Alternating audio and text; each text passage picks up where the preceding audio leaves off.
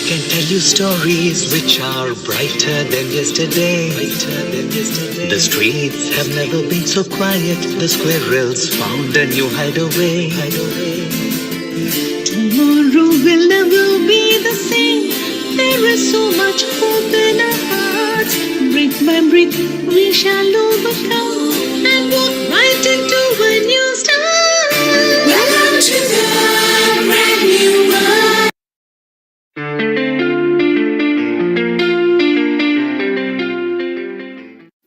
Namaste.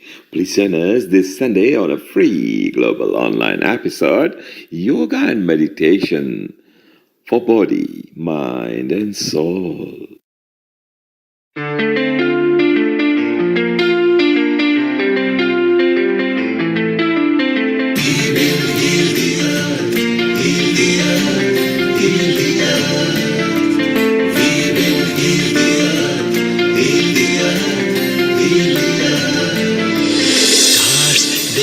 Stories which are brighter than yesterday. The streets have never been so quiet. The squirrels found a new hideaway. Tomorrow will never be the same. There is so much hope in our hearts. Brick by brick, we shall overcome and walk right into a new start. Welcome to the brand new world.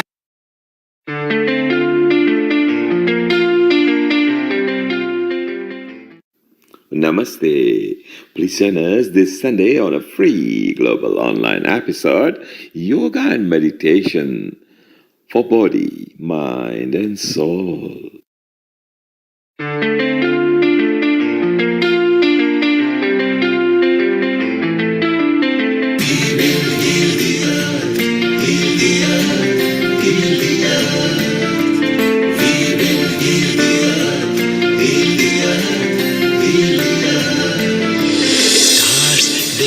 Stories which are brighter than yesterday. The streets have never been so quiet. The squirrels found a new hideaway. Tomorrow will never be the same. There is so much hope in our hearts. Brick by brick, we shall overcome and walk right into a new start. Welcome to the brand new world.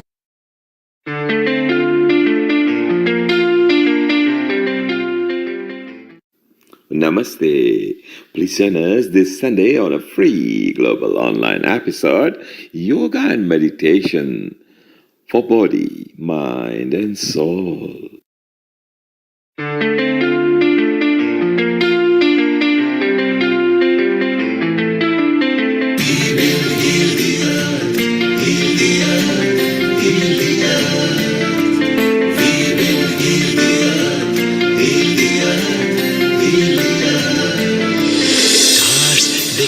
Stories which are brighter than yesterday. The streets have never been so quiet. The squirrels found a new hideaway. Tomorrow will never be the same. There is so much hope in our hearts. Brick by brick, we shall overcome and walk right into a 10, 9, 8, 7, 6, 5, 4, 3, 2, 1. Global Namaste. Good morning, good afternoon, good evening to all the viewers of Healing Our Earth. I'm your host, Amrita, and I welcome you again to this beautiful episode of Yoga and Meditation. And today's stars of this episode are already with us. We have with us Vamadev Ji, we have with us Jeffrey Armstrong, and many other professional leaders of yoga and meditation. But before we talk to them and before we get the showers of the blessings from them, let's start with short prayer of Gayatri Mantra. Join your hands together, closing your eyes. With a calm mind, taking a deep breath inside ॐ ॐ भूर्भुवः स्वः तत्सवितुर्वरेण्यम्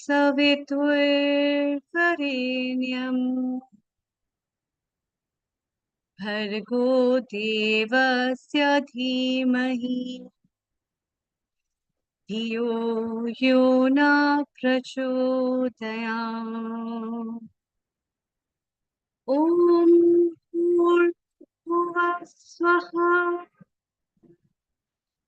तत्सवितुर्वरेण्यम्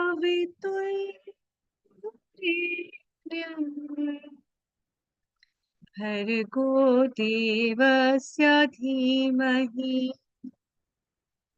धियो यो न प्रचोदयात्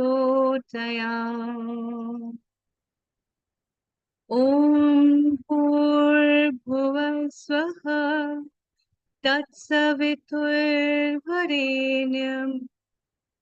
भर्गो देवस्य धीमहि धियो यो न प्रचोदयात्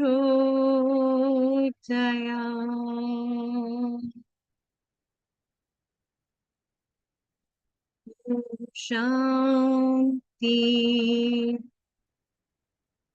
शान्ति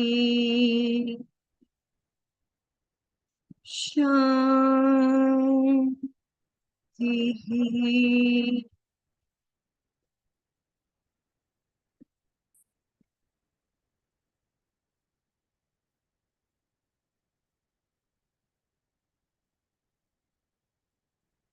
Welcome. At every episode of yoga and meditation, we try to bring to you some new aspects about knowing yourself and self healing. And therefore, this episode is very special because we have with us a very renowned figure in the field of yoga, Ayurveda, and Vedic knowledge system, none other than Vamadev Shastri ji, David Frawley with us. Global namaste to you and a very good morning. Vamadev Shastri ji has written many numerous books. He is a recipient of Padma Vibhushan, as well as his contribution in the field of Vedic knowledge system, yoga, Ayurveda, and Hinduism is very profound. The world knows his contribution, where he has taken up this Indian knowledge systems across the oceans and has prevailed the flagship of this Vedic systems globally and have taught so many students and enlightened the lives of people. Today, we are here again to take some note and blessings from him. And also, we are very happy to celebrate at this episode the launch of his new book, The Yoga Beyond Body and Mind, the translation and commentary of Upadeshasaram of Bhagwan Ramana Maharishi ji.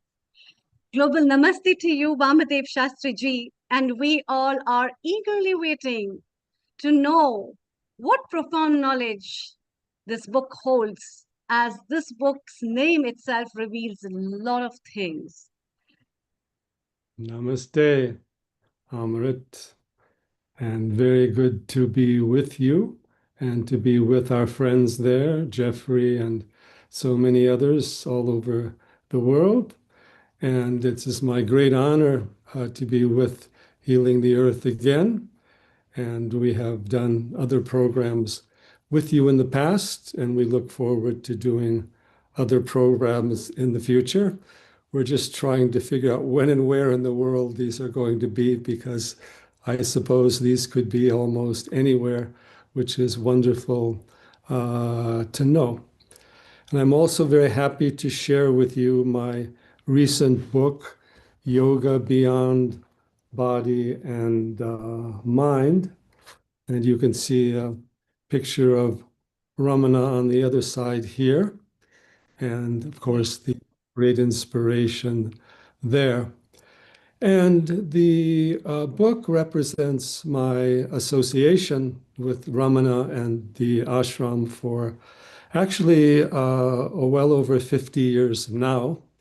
And I'm very happy that Sri Ram Mohan, one of my main friends and associates at the ashram, who was running the mountain path and so many Ramana centers and traveling, was able to write a wonderful foreword to the book. And I'm also uh, happy to do this book at several levels because Ramana did not have so many direct teachings in Sanskrit of his own. So this was also put together by Kavyakanta Ganapati Muni. And I've also gone over it many times in the original Sanskrit chanting and all of it. Upadesha Saram means the essence of instruction, and that is relative to self-inquiry and self-realization. Now, why the title Yoga Beyond Body and Mind? And that is very simple because the goal of yoga has always been to move beyond body and mind to pure consciousness, the inner self, the Paramatma. So, of course, yoga is being applied at many levels: physical, pranic, senses, concentration, pilgrimage, bhakti, jnana, karma, and so forth. All these have their place. And what's very important about this yoga beyond body and mind, it directs us to the path of self-inquiry and self-realization. But it also examines the role and the preparations for that relative to karma yoga, bhakti yoga, mantra yoga, pranayama, or taking also a very broad and integral view. We have this view in Yoga Vedanta of adhikara, or preparation, or being ready for the teachings. And that requires having a sattvic body and mind. It also requires, of course, yamas and niyamas of the yoga. But the goal of yoga is always samadhi, which is unitary consciousness, and specifically the nirvikalpa samadhi, the highest state of samadhi, which is resting in our own inner being, the pure self, Parabrahman, and Paramatma, which is the supreme cosmic reality. Body is the vehicle of our manifestation. We teach how to deal with that, of course, with Ayurveda. And mind is the vehicle. But yoga is always about going beyond the mind. It goes all the way back, of course, to Yoga Sutras, where yoga is defined as chitta vritti nirodha, which means the silencing of the mind, negation of the mind, transcendence of the mind, and returning to the state of the drashta, the Purusha Atma, or the seer, which is beyond the activities of the mind. So in that regard, mind is the vehicle, but we need to go beyond the mind and its functions. Above all, being able to take what is called the sakshi bhava, or witnessing the mind, which also means witnessing our thoughts. You are not your thoughts any more than you are something on the outside of yourself. These are functions in Prakriti. These are aspects of karmic impressions from the past. So our goal then is to create this, what we would say is a disidentification with the mind. You no longer think, oh, I am the mind, or these thoughts, these opinions belong to me. No, you are the witness of the mind, just as you are the witness of the body. And of course, to reach that state, one must have a calm and concentrated dharmic and sattvic mind, as is also the basis of the inner aspects of yoga, dharana, dhyana, samadhi. So we often say mind is our best friend and our worst enemy, but we must learn how to use it, concentrate it, but also go beyond it. For that, there are so many meditation practices. Ramana emphasizes self-inquiry, bringing up the question, who am I? Not what am I or how other people see me or how I appear or what I do or want, but what is the essence of our being behind and beyond the mind and behind and beyond the states of waking, dream, and deep sleep. Deep sleep is our, we might say, natural state of meditation, what is called shushupti. A few years ago, I did a book called Yoga of Consciousness, where I went through these states in some detail relative to the famous Mandukya Upanishads. And then meditation is cultivating, and yoga is cultivating what we call moment by moment awareness. Of course, there we have our times of practice, we have our different types of practice, but yoga should be an ongoing state of deepening self-awareness, which is not simply awareness of who we are as individual selves or minds or social entities, but recognizing that self-awareness is pervading everything in the universe. Whatever you see is part of the same seeing, is part of the same deeper reality. That same self pervades all of nature, and we are just one manifestation of the universal self. And it's our duty and our ultimate goal as human beings to allow that Paramatma to manifest within us and to connect with our universe as a whole and to share it with the rest of humanity. As we all know, most of us are trapped in the ego. We don't even know what the self is.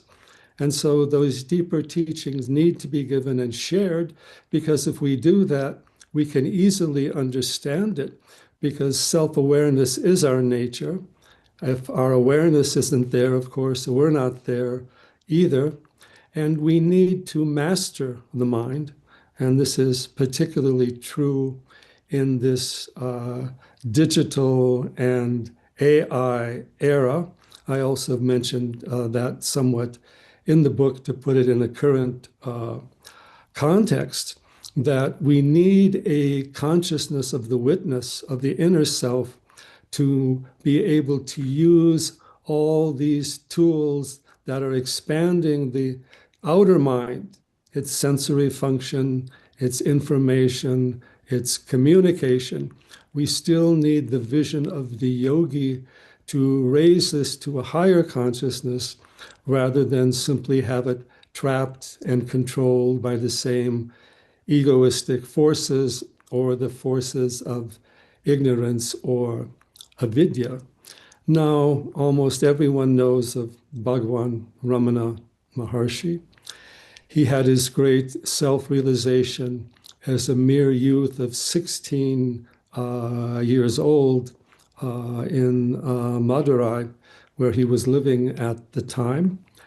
And he did this process of self-inquiry in 30 minutes and was able to move into that state of self-realization, which he never left again for the rest of his life and even, of course, beyond.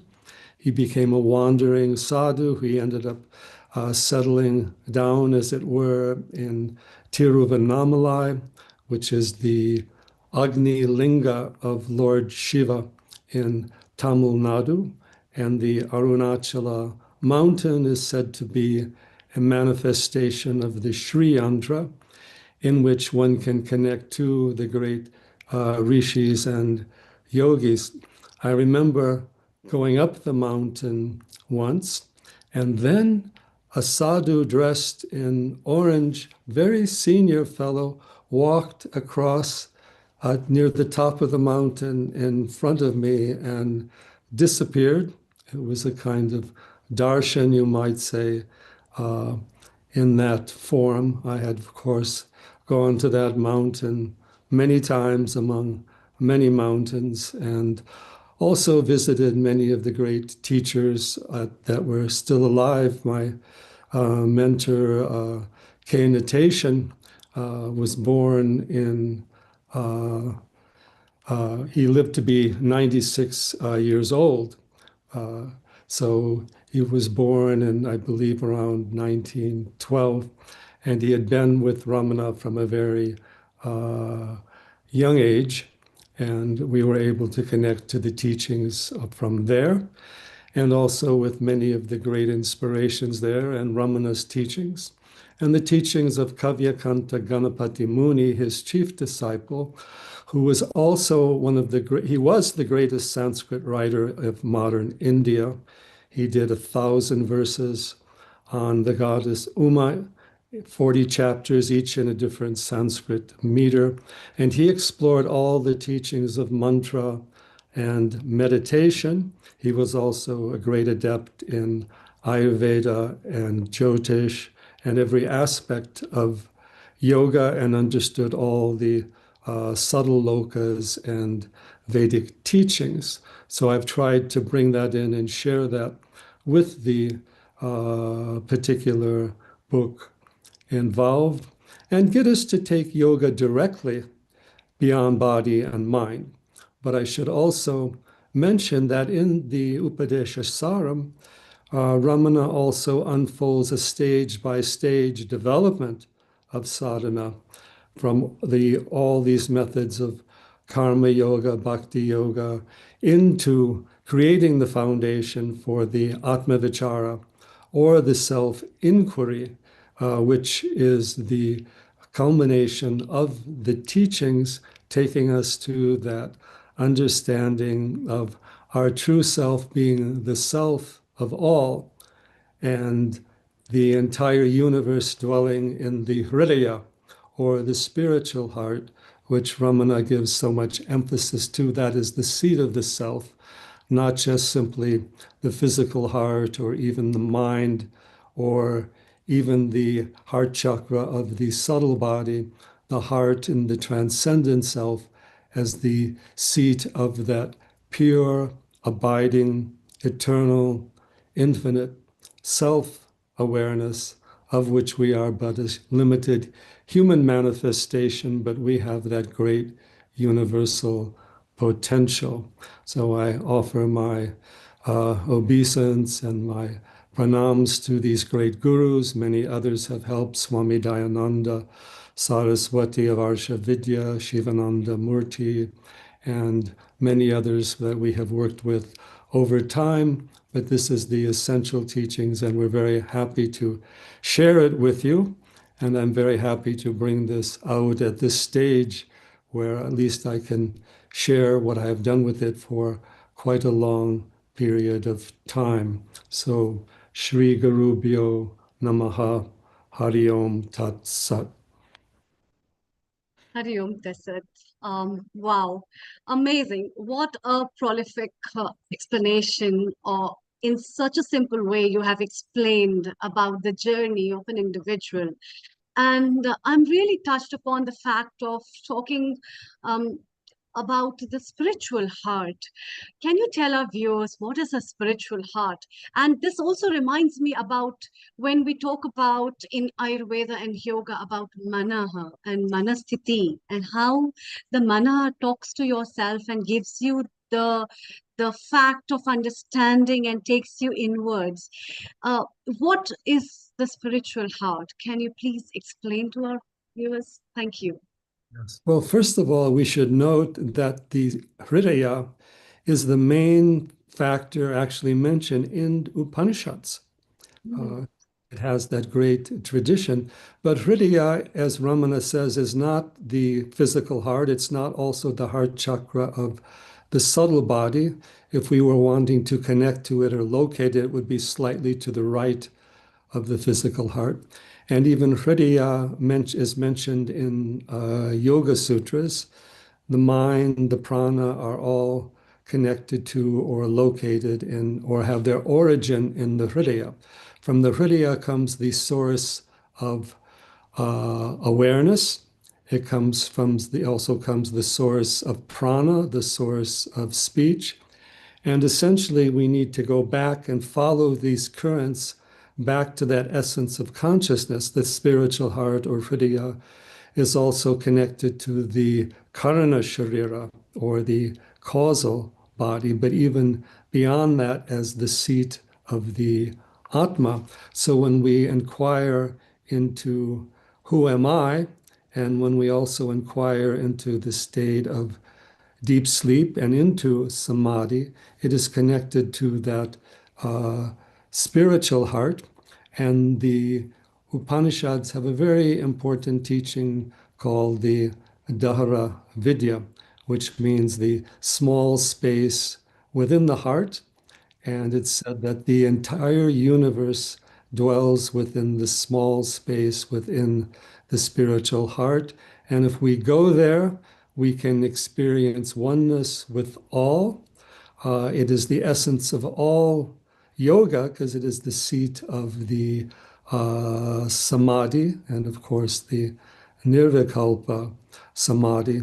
So it's important to bring that in. Of course, there is the Sahasrara, there is the Agnya chakra, all the different chakras. These have their relevance, but Ramana likes to take us to that essence of self-awareness and the Hridiya, because we all want to go back to the heart, but we don't go back to the essence of the spiritual heart. We often get caught up in outer emotions. So that is his emphasis. And he always talked about his teachings as heart to heart, but heart to heart in the sense of the Hridiya, not just at an emotional level. That's also where the essence of bhakti is, where we can experience oneness with the Ishta Devata and whatever aspect of the divine we are connected to, Shiva Shakti, or eventually the Paramatma, which is all the devatas and which contains all. Hari Om. So wonderful. Vamdev Shastriji, I also wanted to ask you, you have been talking about intellectual knowledge before we move to Riddhi from London for more questions. So how is intellectual knowledge connected with the spiritual heart? And how can an individual acquire, because in the time of AI, with the time of all the things where we have artificial intelligence, and how can an individual correlate that to connect oneself with this Hridaya? Thank you. Well, we have to understand that the intellect is not an instrument of truth perception. It is not an instrument of self-knowledge or self-realization directly. The intellect exists to help us organize facts, information, action, and expression in the outer world. So the intellect works to organize knowledge based upon some other means of knowledge, sensory perception, data, experiments, what someone has taught us, or the use of logic. But the intellect is still the function of the chitta or the outer mind. Now, in the Vedanta, we need to develop the sattvic mind. Ramana says that that is the adhikara. That is what is necessary. But to do that, we have to turn the consciousness within. You did the Gayatri mantra, Diyo Yona Prachodaya. Diya is also the Vedic for buddhi, but buddhi is the higher mind turning within, letting go, and we move from chitta, which is the mind in the manifest karmic sense, to chit as pure consciousness, as the Paramatma, Purusha, the seer of all. So we need to have to use the intellect outwardly, but to reach the self-realization, we have to go beyond the mind. And in this context, there is a fundamental error or mistake in the mind we have to deal with, what we call the buddhi dosha, or the mistake or error of the buddhi. The buddhi determines what is true and what is false, what is right and what is wrong, but it doesn't always function in the right way. So its main mistake is taking the body and the mind to be the self. That is the buddhi dosha. That leads to what we call chitta dushti, or the damaging, the disturbance, the misperceptions in the mind. So we have to make that fundamental change and orientation of the intellect in that sense of first purifying it, making it sattvic, but also then developing that viveka or discernment. And Yoga Sutras, of course, emphasizes viveka vairagya as yoga. Viveka, discernment between name, form, and number, and the true self-being of pure consciousness. And vairagya is not identifying, giving up identification with the body and the mind. You use them as tools. When you're driving your car, you don't think, I am my car. You're witnessing and directing the vehicle. So directing our instruments that way. Now, in our world today, we have so many instruments. The Upanishads say that the human being was created with 5 senses that move our awareness out in 5 different ways. Well, now we have not only 5 senses, but hundreds of artificial forms of sensation, information, and media, which actually often circumvent our buddhi. We don't have attention, we don't have discernment, so we let these outer factors occupy our minds. Now, any knowledge we get from the outside has to be judged or discerned according to our inner discrimination and power of attention, dharana, Shakti. And that is what people are losing today. We do need, of course, the communication, the information involved. It can be very helpful. We're doing that right now. But we must always remember that it's not a substitute for self-knowledge or the Atma Vidya. It is there for giving us more harmony or functioning in the outer world. And unless we get rid of and question the human ego, there's always the danger that whatever new technology we create, the human ego takes up for its same old power and control issues.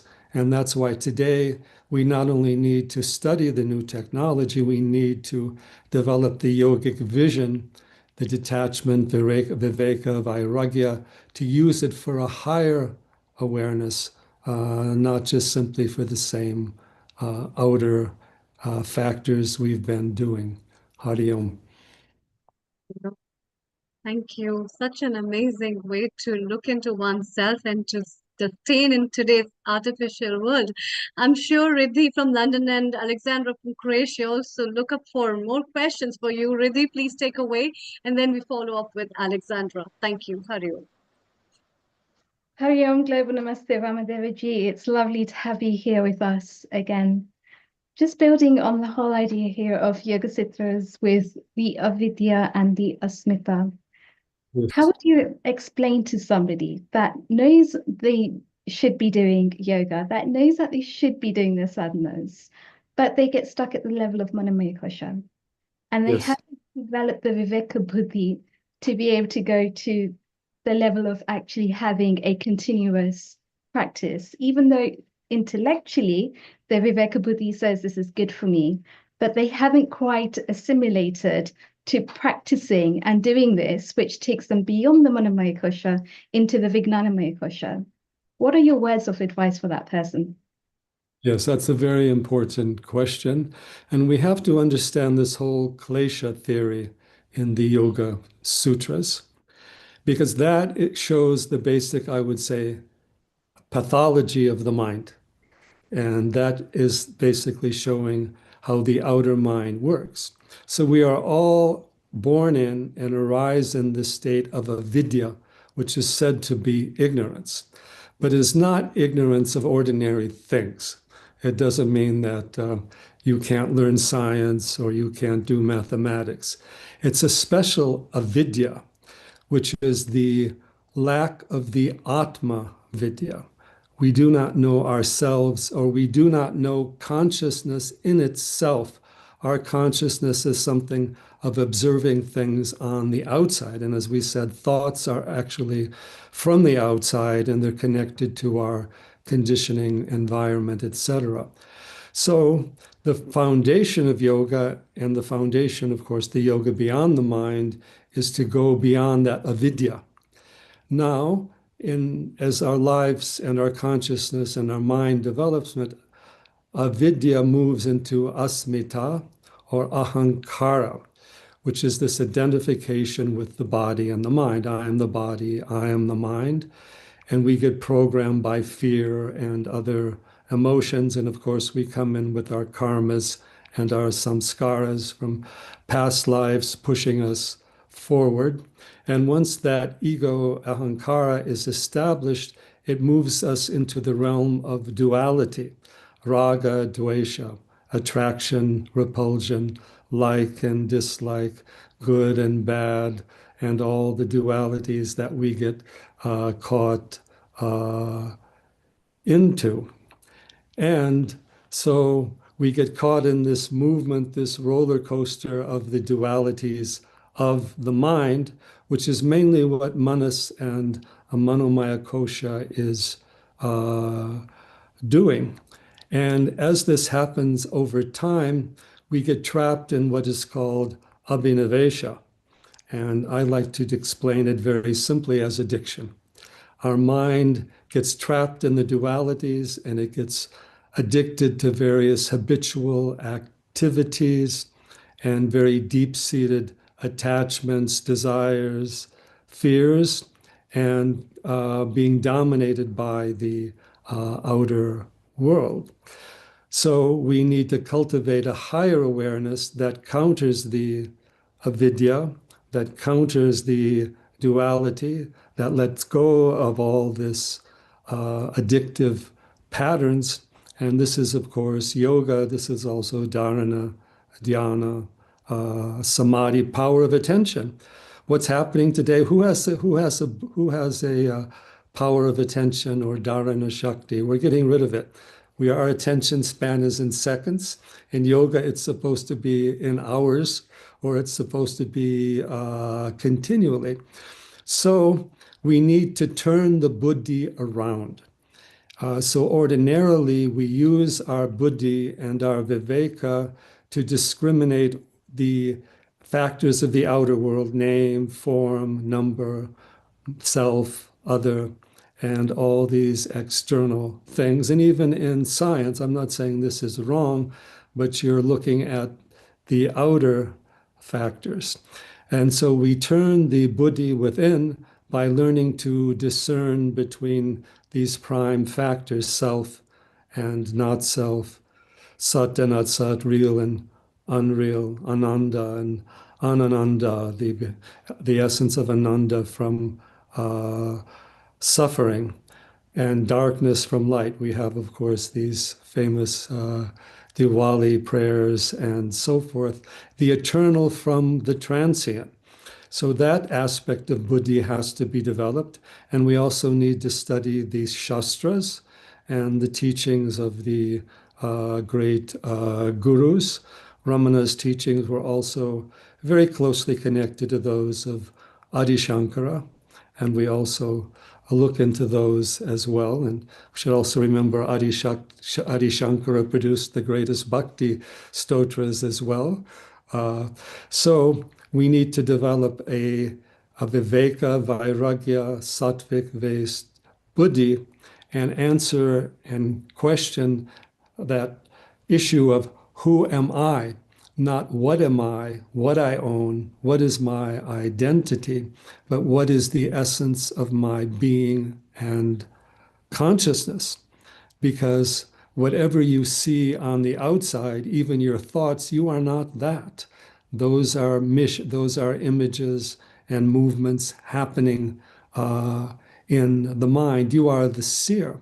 So if you hold to the state of the seeing rather than get caught in the seeing, then that higher power of awareness comes within you. There are many special little teachings in the Advaita Vedanta. Ramana also mentioned some of the Drigdrisha Viveka, discriminating between the seer and the seen. There's an important text of Adi Shankara on that. And then we also have to purify the mind. We have to let go of all these emotions, fear, anger, impatience, lack of concentration. So there's a lot of self-awareness, self-development, and yoga is also part of that, yamas, niyamas, and all this whole cultivation of the direct power of attention, which is what we call the ekagra chitta, or the one-pointed mind. That is what we need. And that is, of course, the basis then of the buddhi in the higher sense, the one-pointed buddhi. But for that, we also have to bring that one-pointedness to the prana. And we also have to develop a steady focus of intention, sankalpa, sadhana. Life has to be a sadhana, and a continual remembrance, self-remembrance, and holding to awareness in all that we do. In fact, if we have an inner awareness, we do whatever we do better. Sri Aurobindo used to say a yogi can always do something, can always be better, do something better than a non-yogi, because they do it with full attention. So that is all part of this cultivation. And then Manomaya Kosha is connected to all the senses. Its goal is to organize sensory data, and which is coming to us from all sides. But Manomaya Kosha also has that point focus, so it tries to put together all these points and make them into some sort of picture as to what is going on. But the Vijnana is based upon knowledge that is experientially based, that is based upon direct knowing. And the senses do not give us direct knowledge. They give us appearances. We often say the world is Maya. What we mean by that is the world is an appearance. But to know what, you have to know what is behind the appearance. We see the waves and we forget the ocean. So we develop this vijnana, or a more direct experiential knowledge, and that's what sadhana helps us do, because we are looking at things with viveka, vairagya, and seeing this and moving towards the state of the seer, the purusha, rather than just looking at things from the outside, getting a quick impression here, running after enjoyment there, and being dominated by our senses. So we need to open the third eye, the unitary direct seeing of the self. And it's simply to ask, who am I when I'm caught up in the outer world? It's a good medicine, because you realize you're not what's going on at the outside. And even, okay, we have all these issues, fear, desire, anger, they go away. You can witness them, you can transcend them. And from the Manomaya Kosha, we have to go beyond to Vijnana, Ananda. Yeah. And Ananda as the essence of contentment and Shanti, not simply an emotional high, and move into the Nirvikalpa state where we witness the mind. Everything the mind is doing is actually a vikalpa. It's something that is imagined. It is not a direct perception. That comes out of the Atma, when we are the seer, the self, the knower of all. And the wonder, the beauty is that is our true nature. But you have to turn within to the Hridaya to discover that, and you can. The presence of the guru helps, the mantra helps, certain meditation helps, pilgrimage helps, so many things. So that journey into consciousness and samadhi. Don't leave out samadhi in your life. Don't leave out nirvikalpa samadhi in your life. Emotions and pleasures are fine, but they're just little ripples at the surface of ananda, shanti, and self-awareness. Hari Om. Thank you. Oh, amazing. That was so lovely. So I think Alexandra, beautiful answer as yeah, well. Riddhi. Alexandra, I'll come to you in just a second, but I just want to have another question here as well.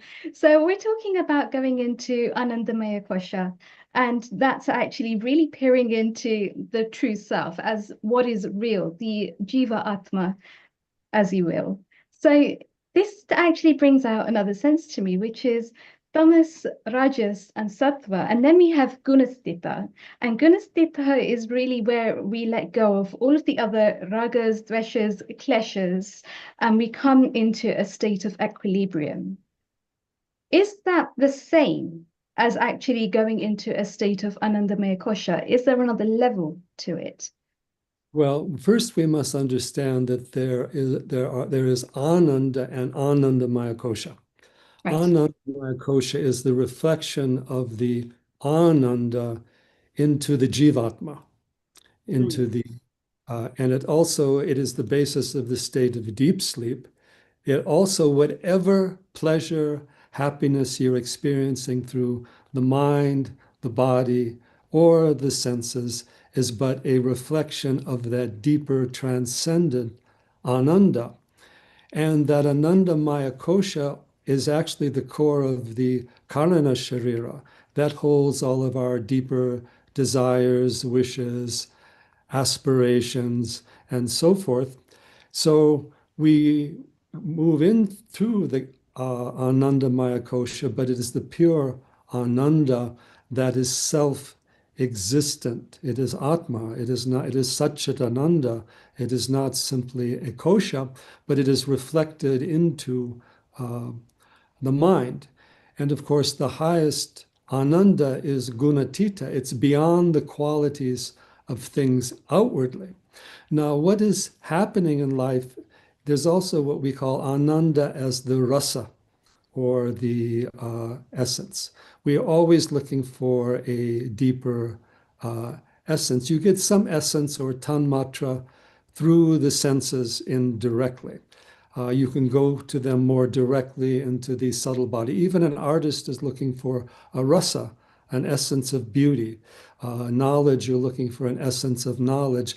But the ultimate essence is your own being, your own atma, which is, of course, the basis of Ananda as the unity or the oneness with all. So let us seek Ananda, but let us seek the immortal, infinite Ananda. Let's not just run after its shadows in the outer world, because they come and go. And what sorrow is running into this imperfect or dualistic, or you might say contrary seeking ananda. And again, we have to purify the mind of the tamas, the rajas, and the sattva, the darkness, the ignorance of tamas, the arrogance of the and passion of the rajas. And we go through sattva, but we also have to transcend sattva, because sattva is the sattvic mind, but that's the basis for moving to the consciousness beyond the mind. It needs to be developed, but it also then you have to eventually let go of the mind, and you will discover that Ananda is the essence of everything, and Sat Chit are also Ananda, Shanti, Ishvara, Paramatma, etc. Hari Om. Wonderful. Alexandra, over to you. Thank you so much. Global Namaste from Croatia. It was just Yeah, I'm mesmerized by this cascading waterfall of nectar coming out of your precious mind and heart, Devaji. I would like to invite you just here to Croatia and leave Dr. Amrita and Riddhi to ask you questions. I'm just speechless. I'm here to learn. So thank you so much.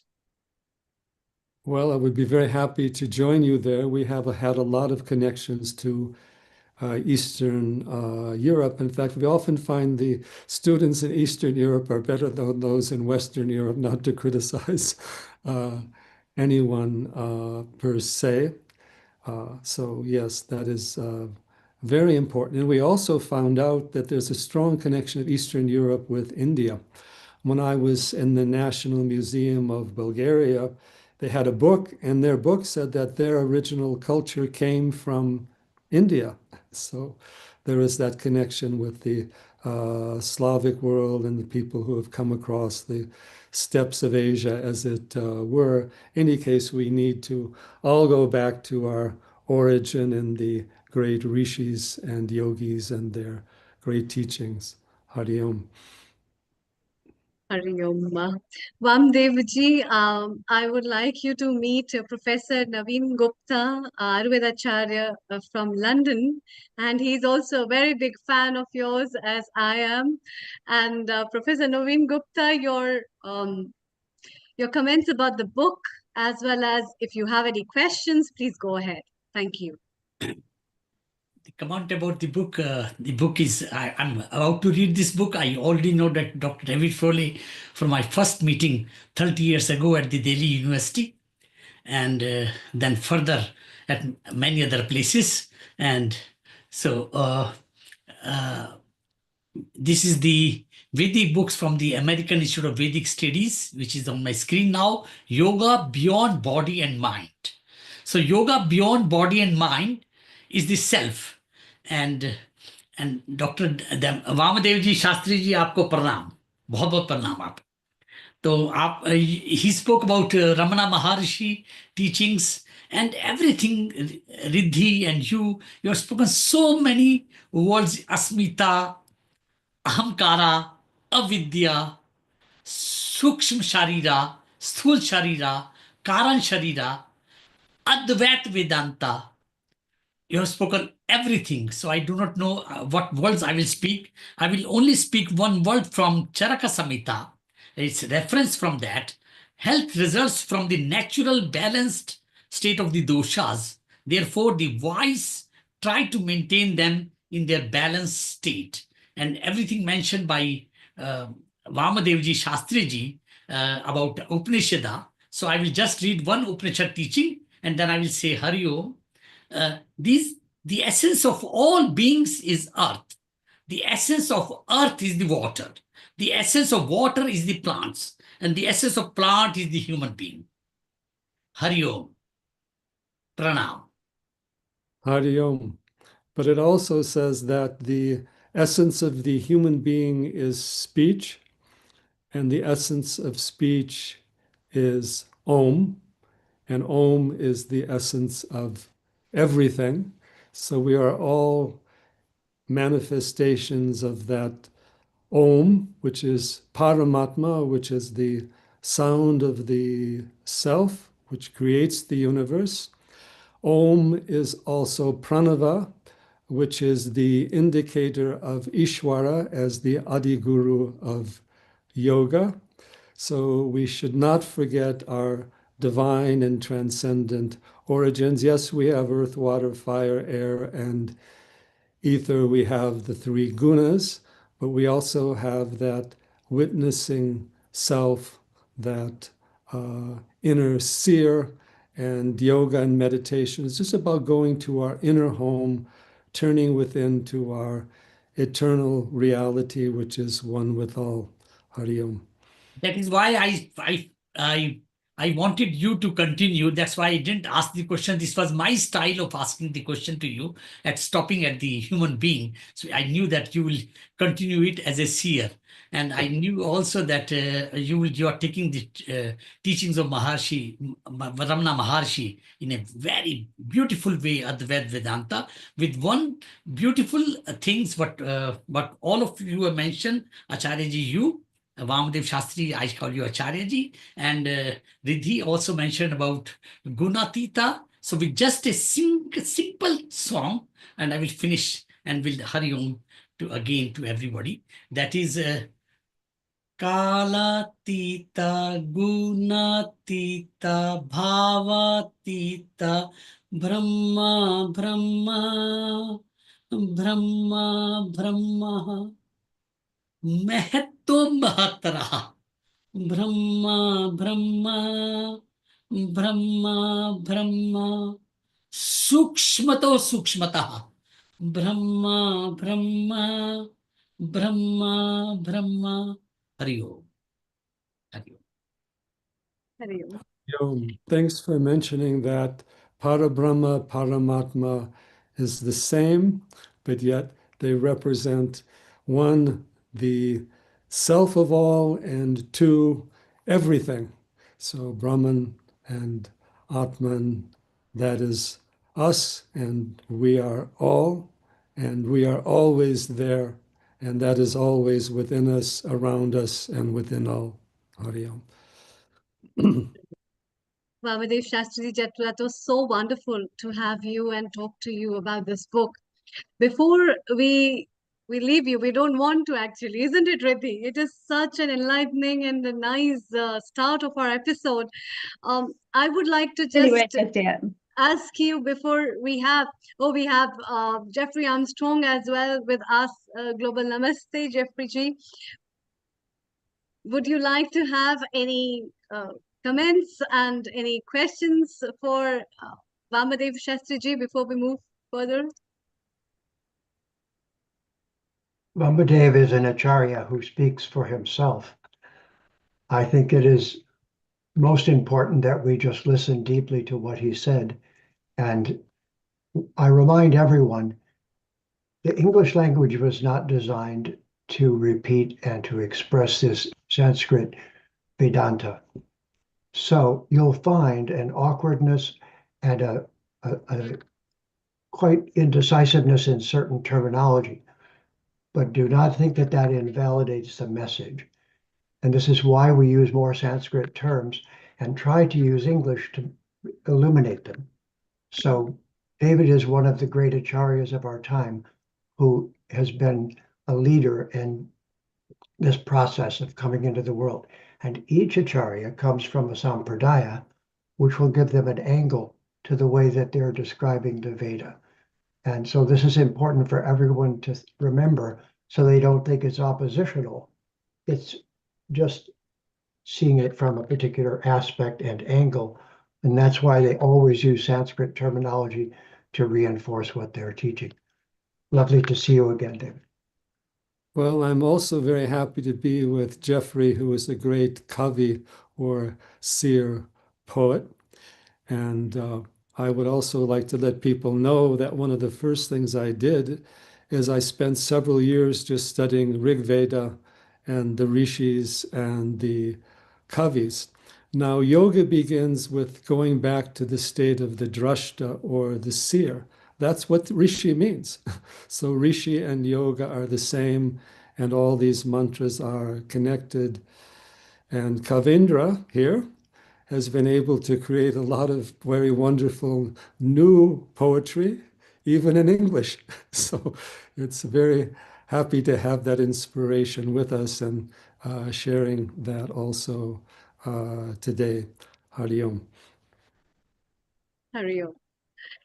Thank you, Vamadev Shastriji, for being with us as well as sharing your insight. I think a lot of viewers today who are watching us will be very happy to read this book and also get some wisdom and insight to know into the real reality of the world, what the life is, and how to seek that reality beyond the virtual realities where we have landed in today's time. So please stay around. Thank you so, so much. Hari Om. Hari Om. Riddhi, isn't it so interesting? We have on our screen so many profound people, and it is just so heartwarming to have these profound people with us. And to all our viewers, yoga beyond body and mind is very essential, and each word and alphabet of YOGA, the yoga, the real knowledge, is the real insight that Vamadev Shastriji has shared with us over this time. Vamadev Shastriji, before you leave, your one last tip for all our viewers on this yoga episode, how this thing can be implemented and what best they can do to make their lives more happy before we move to Kavindra Rishiji. Thank Yes. Well, yes, it's very important that your life is rooted in meditation, whether it's the first thing you do when you get up in the morning or before you go to sleep at night. Have a meditative view, a contemplative view of yourself and life. And that way, yoga and meditation will reveal the essence of reality to you and in everything around you. All life is yoga, and Satchitananda is in all, but we just have to be aware and dedicated and continue that work and develop our sadhana as best we can. Take it one step at a time and just keep on going, and you will and eventually reach the top of the highest mountain. Hari Om. Hari Om. Bahut bahut dhanyawad. Thank you. Riddhi, it's so nice to have Vamadev ji as well as Kavindra Rishi ji with us. And it's time to move on and to look into how this journey of understanding of yoga that has been derived from the essence of the Vedas, the essence of the Gita, has come to us. So from the yoga beyond body and mind, as we move to the Bhagavad Gita comes alive, a radical translation by our Kavindra Rishi ji, an insight on that, which talks more about this. Riddhi, please take it away. Thank you so much. Well, Amrita, I think it's also very nuanced how we can see the Vedic shastras that Devaji brings with him when we look at yoga going beyond the body and the mind, beyond these kleshas, beyond these avidyas, to see what is really deeper and what's really going on here. It takes us beyond the senses that we see and that we experience on a day-to-day basis into something a lot deeper. And that really, to me, is what the Bhagavad Gita also stands for. It's how do we take that knowledge and make it a part of our day-to-day experiences? How do we actually take this knowledge that we get in the Vedic Vidyas and move it into our common understanding that we practice again and again to always remember and to never forget? And that gives me great pleasure to introduce Kavindra Rishiji to all of you. A global namaste. Kavindra Rishiji is somebody that has been practicing how to bring Sanskrit into English for the last 50 years, into really looking at how to decipher these Vedas into common day language that anybody can understand. And it's really beautiful to see how he does this through his poems, his kavitas, but also through his writings and how everything just flows so effortlessly. He is also a Vedic Friend Association peer alongside David Forley, and he has done plenty of work as an Indologist and also a Lifetime Achievement Award recipient. And it gives me great pleasure to introduce him once more to all of you today. A global namaste, Kavindra Rishiji. Namaste, Riddhi. It is such a pleasure to be here, and of course to be in the company of a Acharya like David Frowley. So thank you for this lovely opportunity. Fabulous. And would you like to lead us with the Guru Mantra, please? Of course. Om Guru Brahma, Guru Vishnu, Guru Devo, Maheshwara, Guru Sakshat, Parabrahma, Tasmai Shri Gurave Namaha. we all deeply indebted to each of the acharyas that have passed on the Vedic Vidya to us from the different sampradayas, which are the main strands of the Vedic Vidya as it has come forward into modern times. So it's an honor to be here, Riddhi. That's beautiful, Jeffrey G. And I think one of the things that you've always taught us from the very beginning was Sat Chit Ananda Vairagya, to really enable ourselves to let go of the transient and the temporary that we see that are plagued by our senses, that are taking us in all kinds of different directions, to actually just being centered, focused, and coming back to who we really are. Can you please expand? Yes.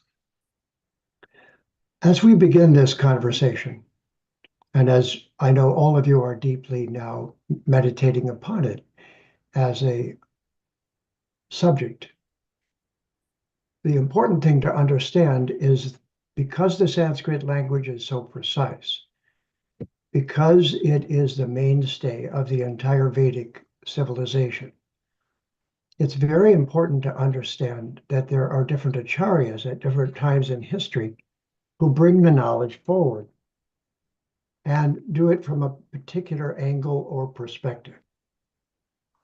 Each of the great acharyas of the Veda have had a Vedantic angle from which they were describing the knowledge, which seemed appropriate to the Desha Kala Patra, the time, place, and circumstance in which they were teaching. So as one approaches the Vedas, they do need an acharya, a guru. And each of those gurus will be from one of four lineages, basically. There's a Shankara Sampradaya, which is called Advaita. There's a Ramanuja Sampradaya, which is called Vasistadvaita. There's Madhva Acharya, which is called Dvaita Dvaita. And then there's Chaitanya Mahaprabhu, which is a Chintya Beda Abeda Tattva. These are the primary acharyas, each of whom, you might say, described the Veda from an angle of perception. So it's important first to know that this is why there are many different angles of vision and ways of talking about the Veda. They are not in opposition with one another. They are simply in the footsteps of various acharyas who described it from a particular angle. And this is very important to understand because in the context of the world, the Abrahamic religions have been fighting against each other and making other people wrong. In the Veda, we don't do that. First of all, we're not against anybody. We're towards everyone. Secondly, each acharya is presenting the Vedic Vidya from an angle or perspective, and we're excited to see and learn from each of those perspectives. So when things seem different or the emphasis seems different, it's not opposition and it's not making the other person incorrect. It's actually following in the footsteps of great acharyas who spoke from a certain angle. But the other dilemma we have is the English language isn't designed to receive this knowledge. So therefore, it's very difficult for us because we have to be careful using terminology in English as if it was the same as the Sanskrit. A good example would be Atma and soul. You see, soul is an English word used to describe a one lifetime worldview. The Abrahamic religions, with no disrespect meant again in any of these discussions, but speaking objectively, have only one lifetime. And therefore, the terms they use are in the context of just one lifetime.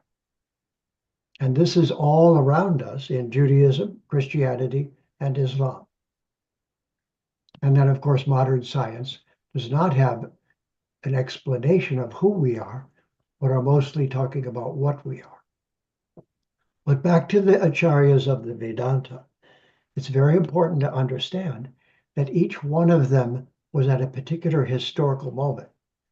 And that when the British, especially, went to Bharat, they stole everything, still in their museums. And what they did then was also suppress and create chaos in the Vedic culture, in the Vedic Vidya. And we, with this knowledge moving forward to us in English, are the first generation to try to use English to sort out the true meaning of Sanskrit, rather than to distort it. And so this is a very important process that we're involved in. And each of us is a representative of a particular of the Vedic acharyas. David is a representative of the Advaita Shankaracharya lineage in a very beautiful and profound way. Personally, I am a representative of Madhva Acharya via Chaitanya, but after meeting Chaitanya's movement, I actually went back to Madhva Acharya, which is Dvaita Vedanta. The saying in Dvaita Vedanta is difference is real, difference is real, difference is real. Now, what does that mean in the context of oneness? Well, it means that things are simultaneously all connected by oneness, and their distinctions are not illusion. They're the true beauty of the supreme and ultimate reality. So oneness is a reality that isn't to make us opposed to beauty. And beauty is not something that's just to enlist us in bondage to matter. But beauty and the fact that we're all of the same nature are the Vedantic truths that are very important for everyone to understand. And therefore, we pursue the beauty back through certain texts. And this is what the Bhagavad Gita is. The Bhagavad Gita is the Vedic user's manual for true individuality.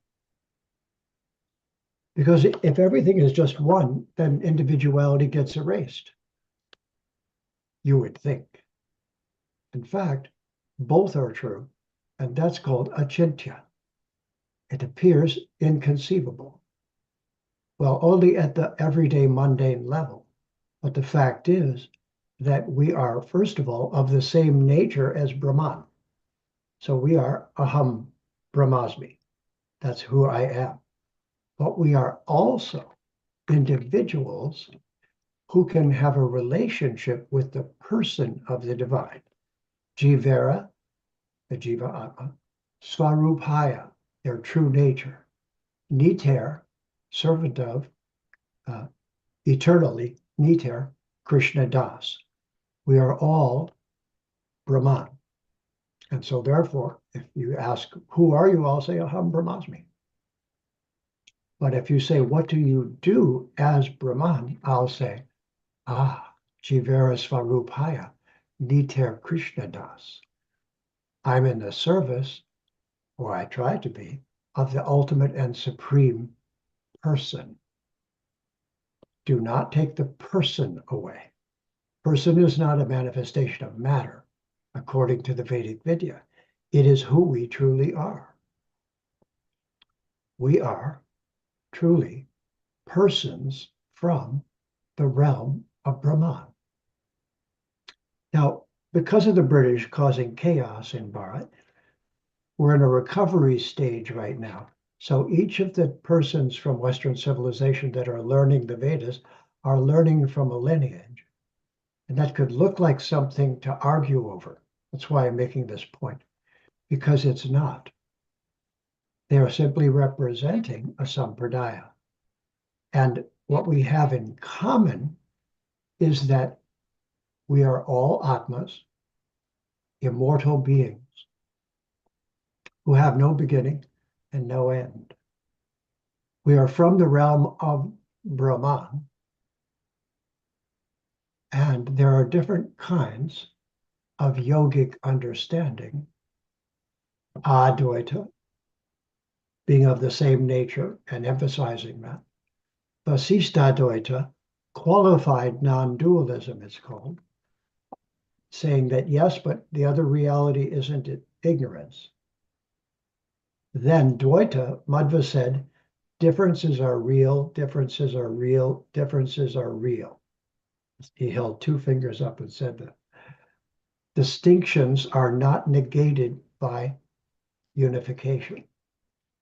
Both are true. And achintya beda abeda tattva is what Chaitanya brought into the discussion to re-emphasize it. And that is that our personhood is enhanced by yoga, not taken away. And this is where the Bhagavad Gita comes in. The Bhagavad Gita, you may remember, is spoken to Arjuna, who's our representative, on Kurukshetra, in the midst of the chaos of an interfamilial discord, conflict. But we're all from the same family. We're all Jiva Atmas. So if we fight with one another, especially physically causing harm, then we have forgotten who we all really are. And so it was necessary for this to be couched in the terms of the Bhagavad Gita. So back to you, Riddhi. That's just by way of introduction to the Bhagavad Gita comes alive. And I think that's a beautiful thing to remember, is those distinctions between the four types. So in particular, I think you said with the Bhagavad Gita, the way that you've looked at it through your lineage comes back to the Madhava lineage. Is that correct? That is correct. And So, it includes our personal relationship with the Supreme Brahman, as well as our identity with it. so for you, how would you define oneness? The same as in essence, but it doesn't negate individuality. Here, we're used to individuality being based upon considerations that are not true. If I say I'm this clothing, that's seriously wrong. I'm wearing this clothing. If I say I am this body, that's also wrong. I'm wearing this body.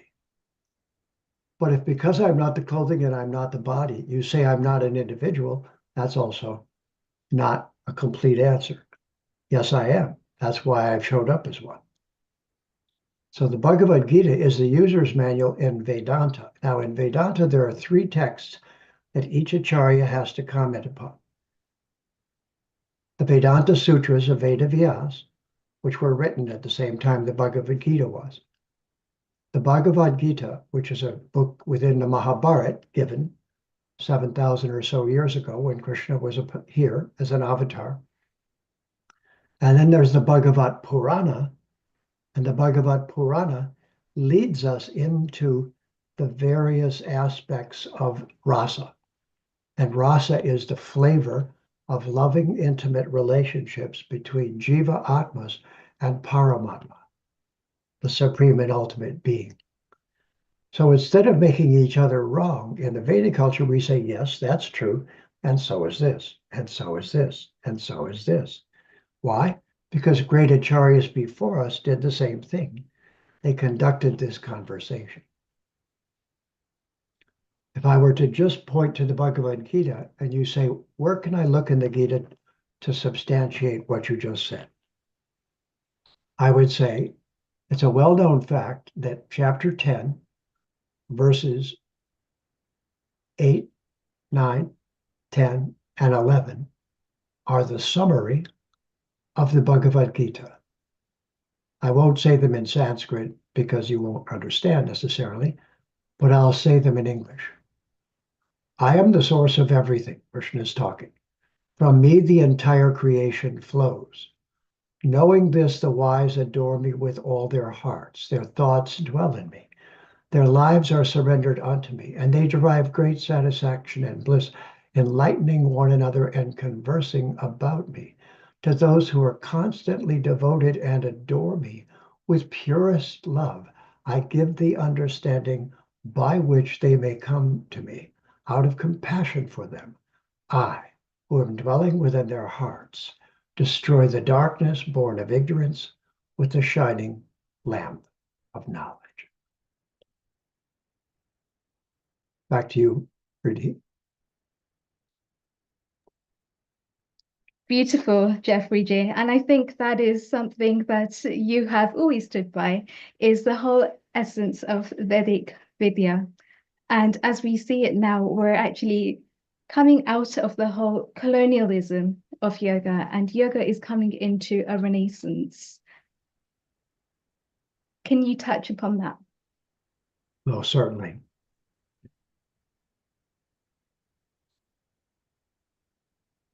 As I've said at the start, we're used to a worldview that is trying to narrow your vision, even though it's saying something valid. So I'm always respectful to the Abrahamic religions because they're all carriers of some truths that are valuable. But the problem is that from that time in history, they were trying to make everyone else wrong to make themselves right because of the historical pressure that they were under.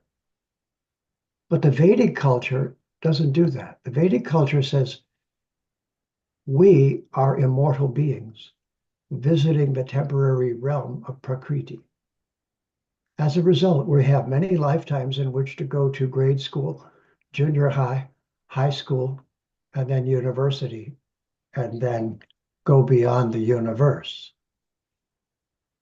And so this is taken in stages in the Vedic culture, and this is why it's so sophisticated, because we do it over many lifetimes.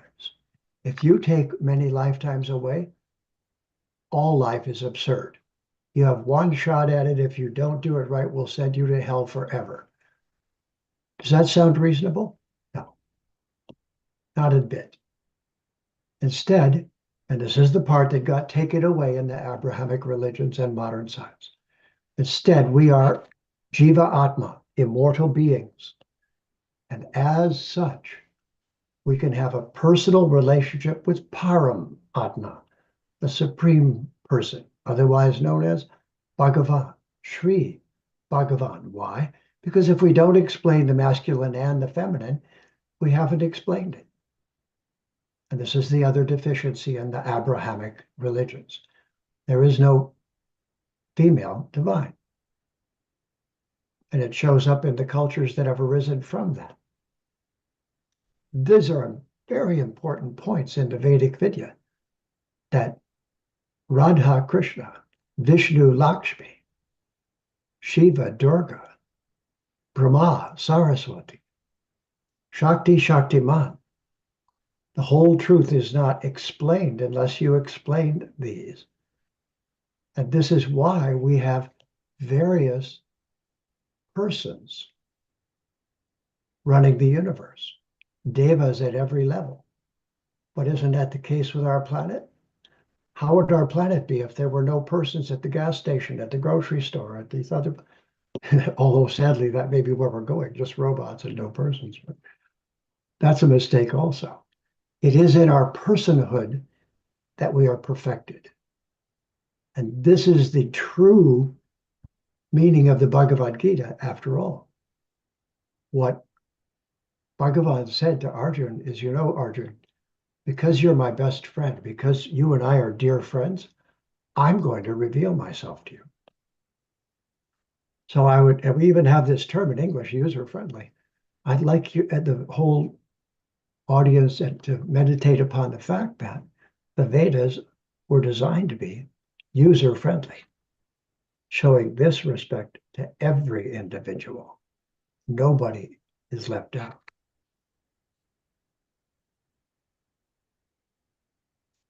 Riddhi?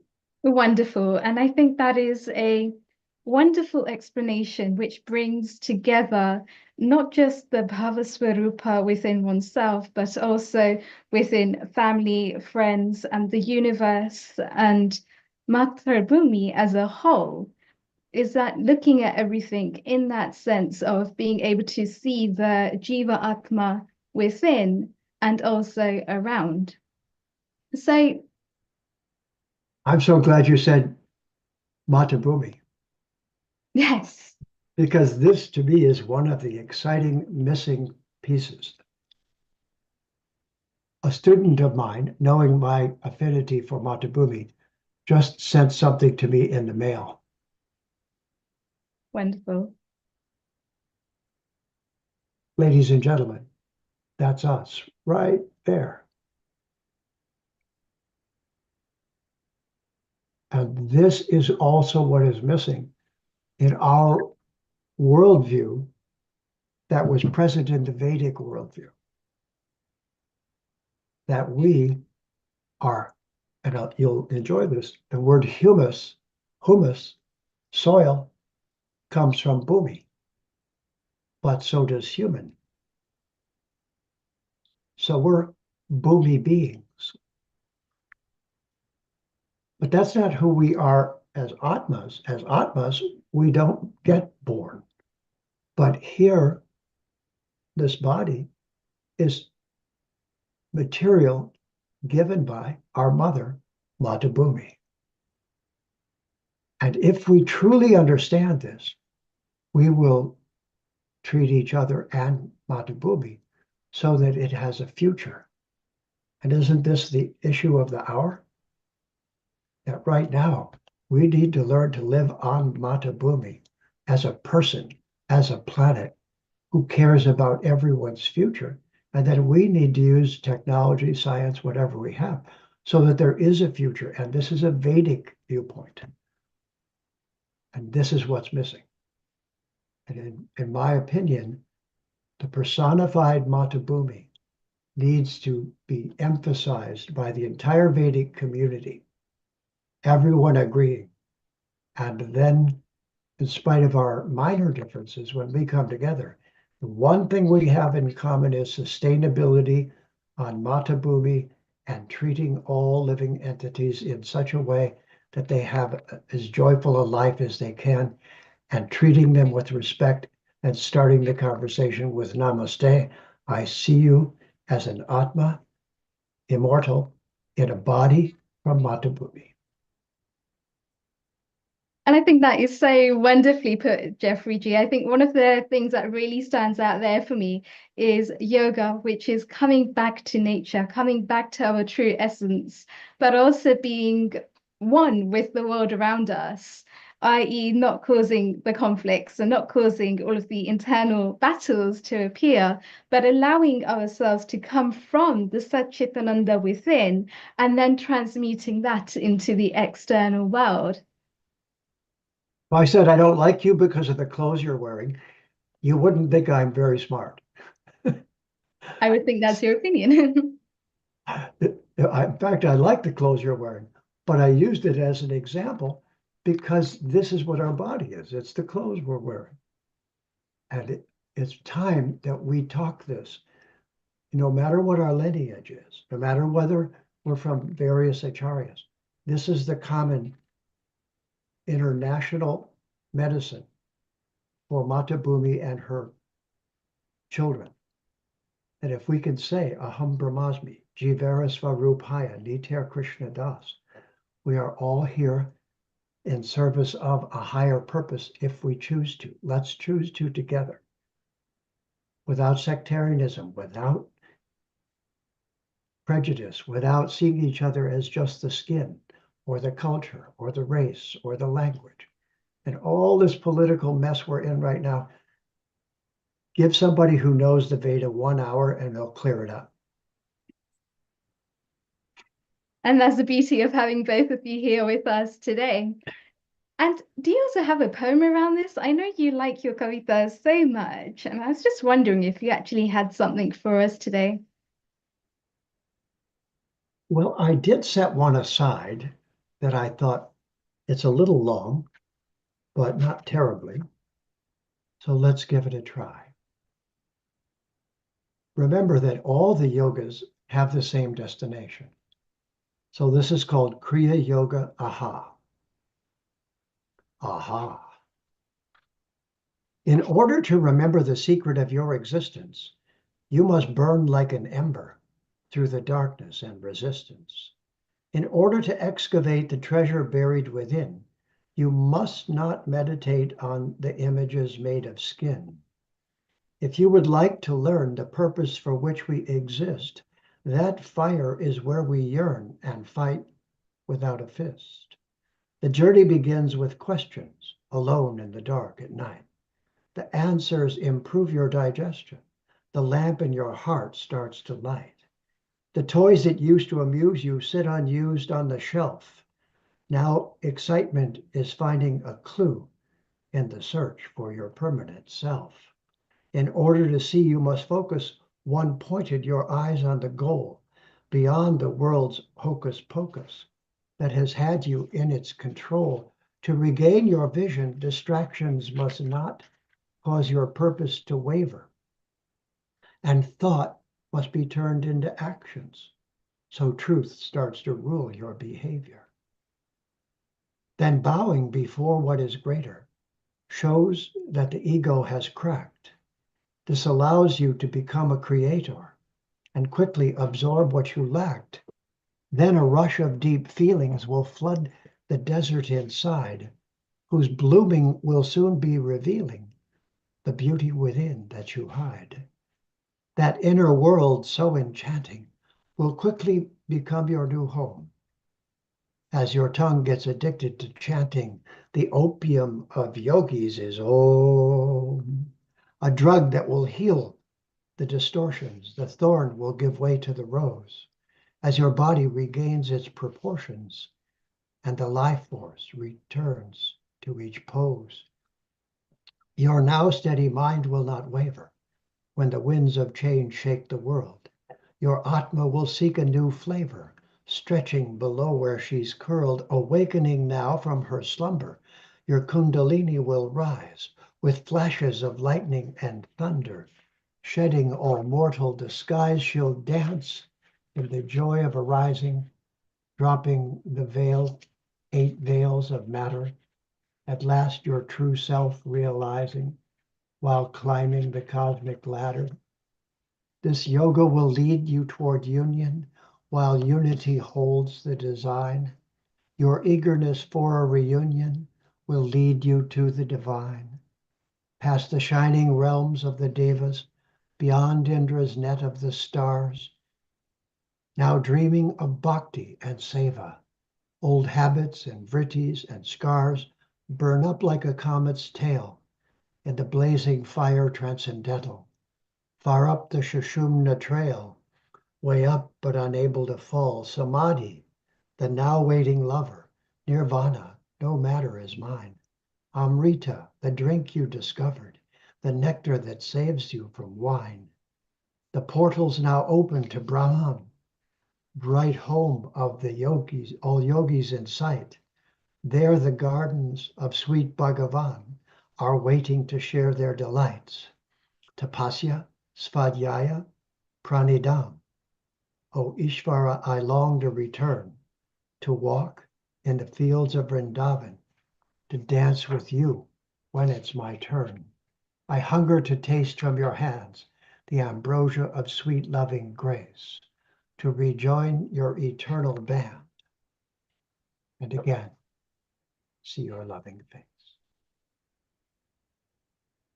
Beautiful. That's just Kriya Yoga summed up in a really nice nutshell there.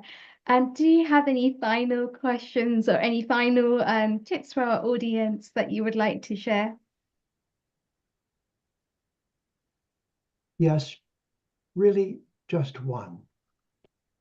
That is, there's 2 problems in understanding the Vedic Vidya. One may be the English words that we're using. I'm writing a book, several books about this right now, so that it's clear which English words are are misleading us and are not synonyms with the Sanskrit words. We'll gradually understand this, and our vak is Saraswati, our vocabulary will improve. And as this happens, we'll use more Sanskrit terms and explicitly describe them without distorting their meaning as we use the English to give their definition. And we will mutually respect one another's lineage and know that there are many sampradayas. We're not saying it's all the same. We're saying it's all beautiful and valuable and worthy of our respect. And in this respectful, global, intergalactic, and beyond consciousness, I'm certain we can rebuild our world. We can inspire others to join in, to be Achintya Veda Abheda Tattva, inconceivably, simultaneously, one and distinctive. Individuals who are from the same reality and source, and to find our way to live together in a way that benefits everyone. This is the Vedic view. Thank you for this opportunity. Thank you so much, Jeffrey G. And Sandy G, a global namaste to you. Please do introduce the retreat that's coming up as well. Thank you so much, Riddhi. I just wanted to say thank you to Healing Our Earth. I really enjoyed this morning to have the opportunity to have two great acharyas on from the Vedic Friends Association, Vamadev and Kavindraji. Both of them took us to moksha today, in Jeffrey through his poem and David through his lecture. Really, really enjoyed both of them today. So I hope you have them both on again and perhaps some interaction between the two of them. I know they've been friends for a very long time. But I would also like to invite your audience to join us this July. We're hosting Summer Bhakti event, July 11th to 14th in Vancouver, beautiful Vancouver. It's the best time to be here. The information's at jeffreyarmstrong.com. So Riddhi, I know you've been to our retreats before, and I hope we see you again. And everybody else in the UK and around the world, thank you for having us on. It's been a pleasure, and it's wonderful that you bring the global satsang together. So thank you so very much. Thank you, Dhanyavad, to both of you for all of the incredible seva that you do to be able to make this world a better place. It's much appreciated. And retreats like this are just the icing on the cake. They're really the thing that give people a rasa into what is possible. And it's that what is possible that is the inkling to go deeper into the Vedas. So thank you both. And I will add to that that if acharya means one who teaches by their personal example, then a couple like Sandhya Devi and I have been together for 30 years, and this has been their purpose that whole time, are acting as acharyas to show that the masculine and feminine is the very basis of the culture, of the reality of the Vedas. And when we live that correctly with each other also, wonderful things happen. Thank you, Riddhi, for all you're doing. Thank you so much. And isn't it just beautiful there to see the Shiva and Shakti forces coming together and just the interplay and the interconnection between them too.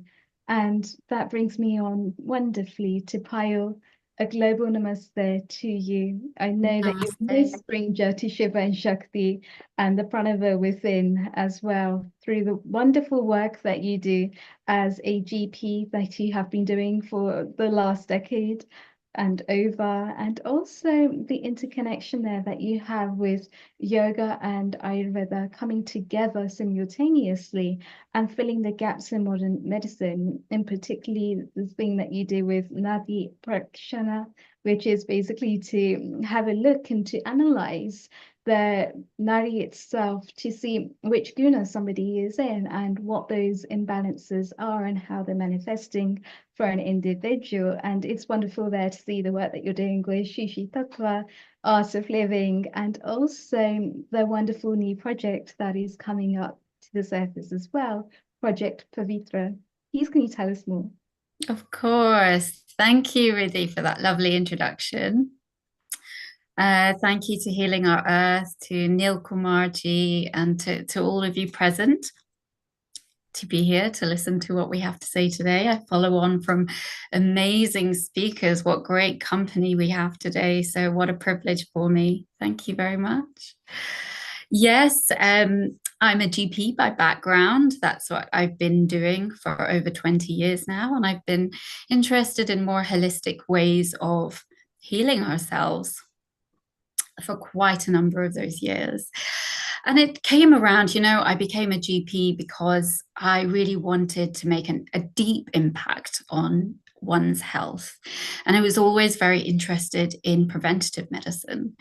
And somewhere along the line, I noticed that I wasn't doing so much of that. And that led me down a road of something way deeper than I could have imagined, and led me down a road of self-discovery and of finding my inner universe.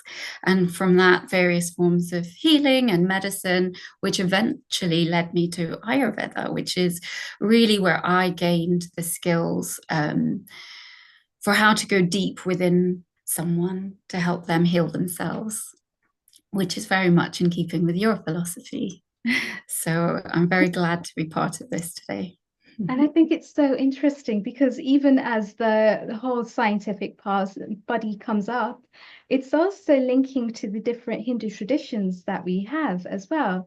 So, for example, somebody that is on her period can't enter a temple because of the geometric structure of the temple, and it's like a person lying down.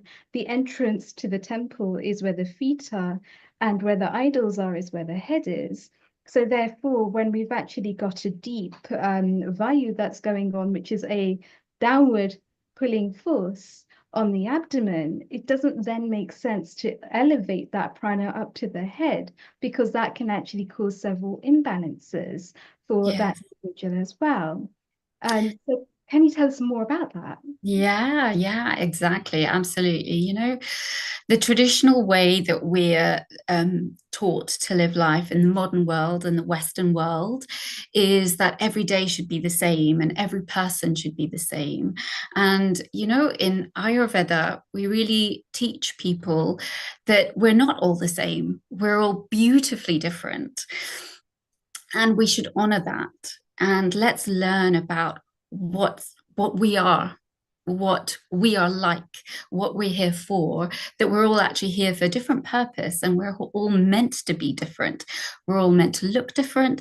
We're all meant to behave differently. We're all meant to have different likes and dislikes because we have different skills. And I think, this world is very set up in a very masculine way in the Western world, a very Pingala way of looking at it. And I'm especially keen from a woman's point of view that we bring the feminine back into the woman. And we're actually so lucky, so privileged to have a menstrual cycle, to have these different times of the month when different skill sets heighten in us. And when we learn to live with this, know what this is in each of us, which is different depending on our original state and what imbalances we're in now, then we see that life works in our favor. What I love Ayurveda is it's just really in tune with nature, and it's really trying to get us back in tune with nature. And when we are in tune with nature, then nature has no choice. Nature wants to give us everything. Nature wants to work in our favor all the time, but it's us who can get out of tune with that balance of nature and that understanding of ourselves. So yes, a period is a very powerful detoxification time for every woman in the cycle. And we need to honor that process of detoxification. And like you said, Riddhi, it's a time when Vayu increases. Vayu is one of the doshas. Yes, in Ayurveda. And so really it's a time for us. And I always like to link the Ayurveda with what's happening in modern medicine, because that's, modern medicine is what I practice on a daily basis. And so, this is also the time of a female cycle when the Vayu is increasing, that progesterone increases. So what progesterone is doing in our body is very similar to what Vayu is doing in our body. And then when we learn what those things are, we learn how to balance them. So this is a time to go more inward. And as you said, you know, a woman at this time, in ancient times, it was said that the woman wasn't meant to go to the temple, the woman wasn't meant to do certain types of work, the woman was meant to keep away from people. But this is because this was a woman's time to go inward. This is the time for the woman to relax. This isn't the time for the woman to be in her outer world and doing and thinking and process. It's the time to go really inward. The body is going through a deep detoxification during that period of time. And similarly, we can go inwards and detox lots of thought processes, emotional processes, so that we come out of the other end when, you know, the beginning of the cycle. So day one of a woman's period is what we call day one of the cycle. Then slowly from that period onwards, estrogen is rising, and estrogen is linked more to the earth element, the kapha element. And then during this time of the cycle, the woman has more stability, more endurance, and then she comes out fighting. If she's dealt with that vayu very well, then she comes out fighting and she's ready to go and give to the world. So, you know, beautifully, a moon cycle is 28 days, and a female reproductive cycle is also 28 days. So we're very much in tune with the moon as women.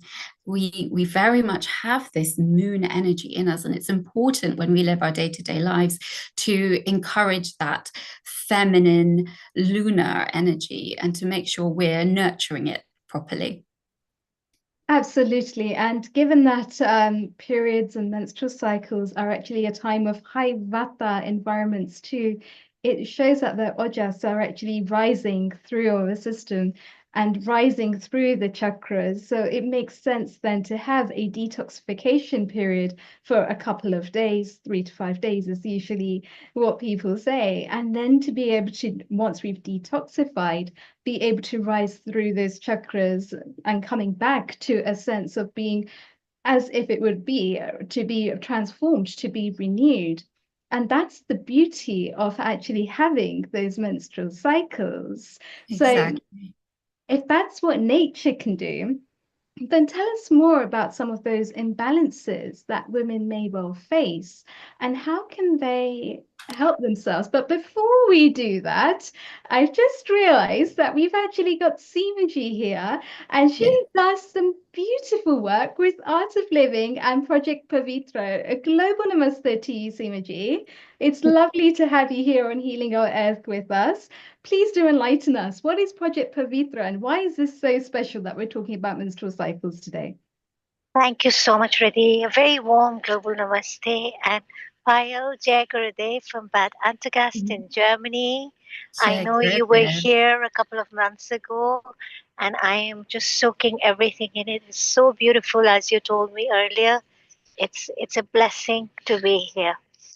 Project Pavitra, Payal and I and Aditi Jain and Ranjana Pancholi and Shalini Berry recently hosted an event at Omnom in London, and it was a feminine well-being evening in honor of Project Pavitra. What is Project Pavitra? Project Pavitra is a menstrual health project by the Art of Living, and the project has been extremely successful and blessed in India. So through the International Association of Human Values, which is headquartered in Geneva and spearheaded by the World Ambassador of Peace, Gurudev Sri Sri Ravi Shankarji, we at IHV UK are supporting Project Pavitra for Africa. Now, many of you will ask me, why Africa? Africa, because I'm born and raised in Kenya and I'm passionate about the continent. Of course, it resonates very strongly with me, and the conditions of the girls there is not so pretty. So what is Project Pavitra? Project Pavitra is a menstrual health project where we uplift the lives of young girls in rural India and in Africa. How do we work? Well, we have a facilitator training program where you can go through facilitator training to take these menstrual health awareness projects into the schools and in the rural areas in Africa. How does it work? It's a 3-day program. It's compulsory for all girls to attend. They're taught the correct diet they should be following while they're menstruating. They're taught the correct yoga asanas. They're taught mudras, yoga mudras on how to deal with the pain that they may be facing during their menstruation. And they're taught stress release exercises and breath work. Why are they taught stress release exercises and breath work during menstruation? A lot of these young girls in rural Africa, and I would say also, rural parts of India, grow up with a lot of taboo. A lot of them are led to believe that their period is dirty, it's bad, it's demonic, and they should be alienated from society during those 5 days. Now, the saddest thing about rural Africa and parts of India, of course, especially Africa, and I'm going to emphasize on Africa because I support with all my lovely sisters here, and of course Payal as well, who's our wonderful GP who's studied Ayurveda, and she's so well versed with everything, is that these girls grow up with a lot of taboo and they're very poor. Many of them can't even afford a sanitary napkin. They'll end up using sand, grass, or reusing a pad over and over again, and they land it. And many of them face a lot of vaginal infections. So we need to create a lot of awareness on menstrual hygiene and menstrual health for these young girls. So what we do is we train our facilitators who go out into the rural areas and run these programs for 3 days, teaching them about body awareness, menstrual health, menstrual education, hygiene, health, stress release programs. As I mentioned, I'm just trying to think if I've missed anything because we do so much violence, as you know. Yes. And the program runs over 3 days. But the beauty about this program, and this is one of the main reasons why I jumped on board because it was so heart touching, is the girls only receive pads. So we tie up with companies, and as I'm saying this out on Healing Aura, we tie up and we invite companies who have a CSR arm that is inspired by the work that we do to support these young girls with their sanitary napkins, etc. The reason why I took on this project is the girls only get the pads after they have followed the full 3-day program. So they do not miss 1 day of the program. So we really ensure that they're fully present there to imbibe everything that the program has to offer. Secondly, the program has an 11-month follow-up. This is the level of commitment that we have. An 11-month follow-up with the school, with the girls, to ensure that everything has sunk in. Isn't that beautiful, Paya? It's so beautiful. It's just so inspiring, and that's what made me jump on board and say yes. And I know you've always been there. You volunteer so much with the Art of Living and all our projects. So it's as you do, Seema. so heart touching. There's one more thing I wanted to say about this project is it makes a huge difference in these young girls' lives. If you come to think of it, a lot of these girls are faced with a lot of taboo, and many of them can't even afford a sanitary napkin. If you look at Nigeria, for example, in rural areas in Nigeria and many other parts of Africa, these young girls do not go to school. So even if you're looking at a 9-month school year or an 8-month school year, and they're missing 5 days of school every month, that's 40 days of school they miss in a year, just because they're faced with shame. They have all this taboo surrounding them, and they can't even have access to a pad, something that is so easy for us to just go out into a supermarket and buy. We don't even blink an eye. Oh, I've got my period, I need to go and get some tampons or pads. But what about those young girls out there? It's time for us in the world to open our eyes and really see, look beyond ourselves and look further into how much need there really is, in countries, Africa, India, I'm sure many other developing countries are faced with this issue. So my main point is I invite everybody to come on board. Let's move together and let's turn this vision into a huge movement, and let's change the lives of these young girls. That's all I have to say. Yeah. And Payal, thank you for being with us, on board with Project Pavitra. You're amazing. You are Thank so you, Seema. amazing. I love your passion. You're passionate about so many things, but when it comes to Project Pavitra, your passion shines Yeah. through, and it's so wonderful to see. And I'm sure everyone can feel it here. And it's just such an amazing project to give, as people who have privilege, to give back to the world and to give back to the younger generation and to build women up. Let's all be on board with it. Absolutely. And while I thought about this, I reflected, I thought very hard about, because you take on a huge responsibility when you commit to such a project. It's a Yes. huge responsibility. Yeah. And I thought to myself, I said, what is it? And I said, you know what? I've got 2 daughters. And I don't even blink an eyelid when I have to go and buy a bag for them. Can you imagine what that mother in a rural area must be feeling when her daughter's missing school, faced with all this taboo? And, you're made to believe that, in some parts of Africa, you're made to believe that you're dirty for those 5 days. Some parts of India, till date, a woman is not allowed into the kitchen if she has a period. And some very, very orthodox communities in India, the women, no matter what age she is, a menstruating girl or a woman, she's put alone in one room. Her food is left outside the door and her water. She's given a different cup to drink in and a different plate to eat in because she's menstruating. Yeah, I know. It breaks my heart to hear stories like that. And it's such a shame because, this part of this concept originated from Ayurveda, and the knowledge as to why it is that way has totally been lost. And actually, it's the woman's time to rest. Because, when the body is going through such a deep detoxification, we need to allow that process to happen. We need to allow the downward flow of that air energy so that she's effectively detoxing during that period.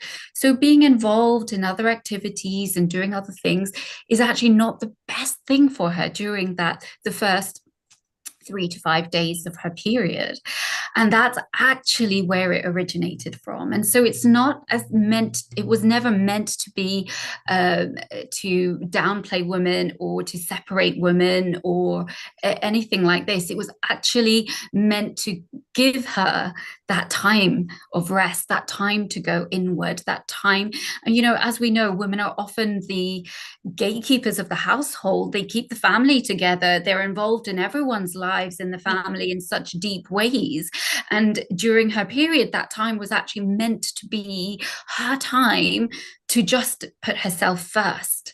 And once she does that effectively, she operates on a different level for the rest of the month. So her self-care. Yes. 5 days of her self-care. And correct me if I'm wrong, is it when you're menstruating and detoxing, like you very rightly said, your prana levels are also a bit lower, right? They can be. It depends what you've been doing to look after Okay. yourself in the whole cycle. The aim of Ayurveda is to keep ourselves in balance. Right. So the more we've been keeping ourselves in balance, the less our prana is affected by Right, day-to-day living. But this is the time to make sure that we're, prana is also another subtype of vayu, of this air energy.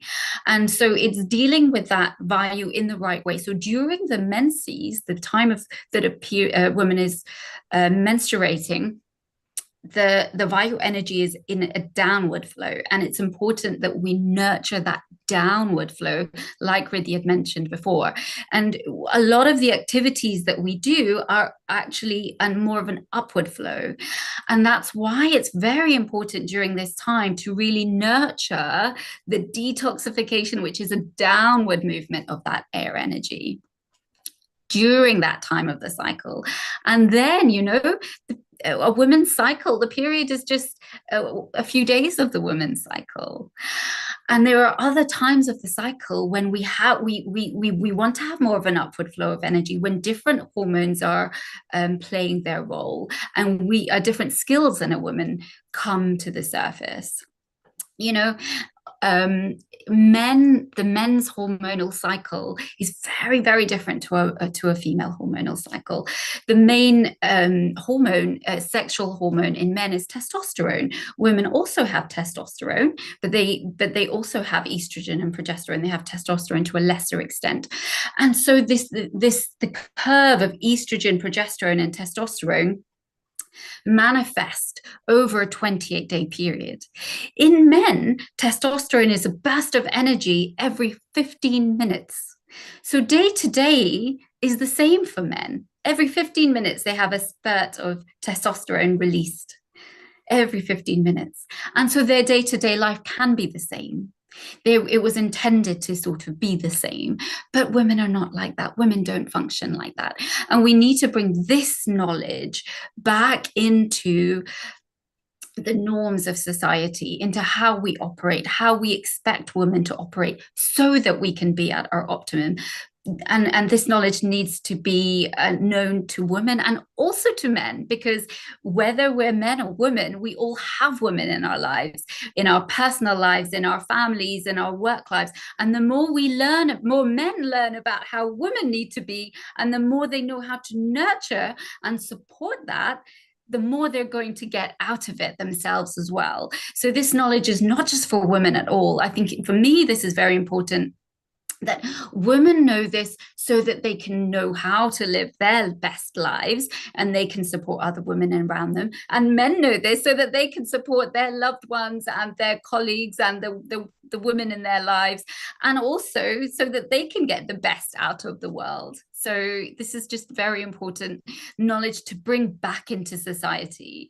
And, Ayurveda is making a big comeback in the last few years, and long may this continue to rise, so that this beautiful ancient knowledge can come back into how we live our daily lives, and medicine can change in terms of how it views these ways of living. I was never taught these things at medical school, and what's so very interesting is, modern medicine follows trends, and there's a trendy thing, and I think that's wonderful to actually see that the interplay between this as well. And Seema, I'd like to thank you for actually spending a few minutes and joining us from Bad Ag. Thank you. And even during your busy summer periods there as well at the ashram. And Payalji, I think this is a topic that we can talk on and on and on about. Absolutely.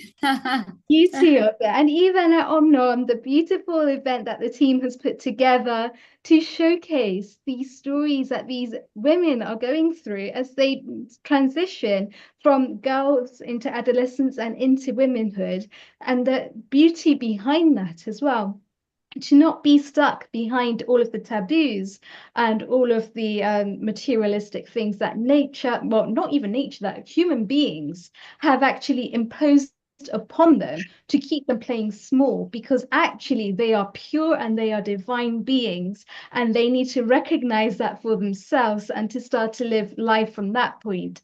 But anytime that society can't explain something, that's where we're getting the taboos. So it's all about re-education. It's all about reintroducing in the correct way and understanding really what's going on there on a deeper level. What's going on with the hormones? What's going on with the cycles? Why why are things the way that they are, and how are they done the way that they are? Because when we bring together the whys in the hows, then everything starts to make sense. So I think it's a beautiful project, Pravitra. It's got so much ambition behind it, so much skill, and it's a beauty to be able to meet the team behind this as well, that's making all of the magic work and everything flowing so simultaneously, to see just how beautiful things are, from right from the diet to the lifestyle to the stress-free zones to the yoga and meditation, and how the breathing and Manai Pariksha work together in order to be able to maintain those health levels, to be able to give this as a gift to women and say,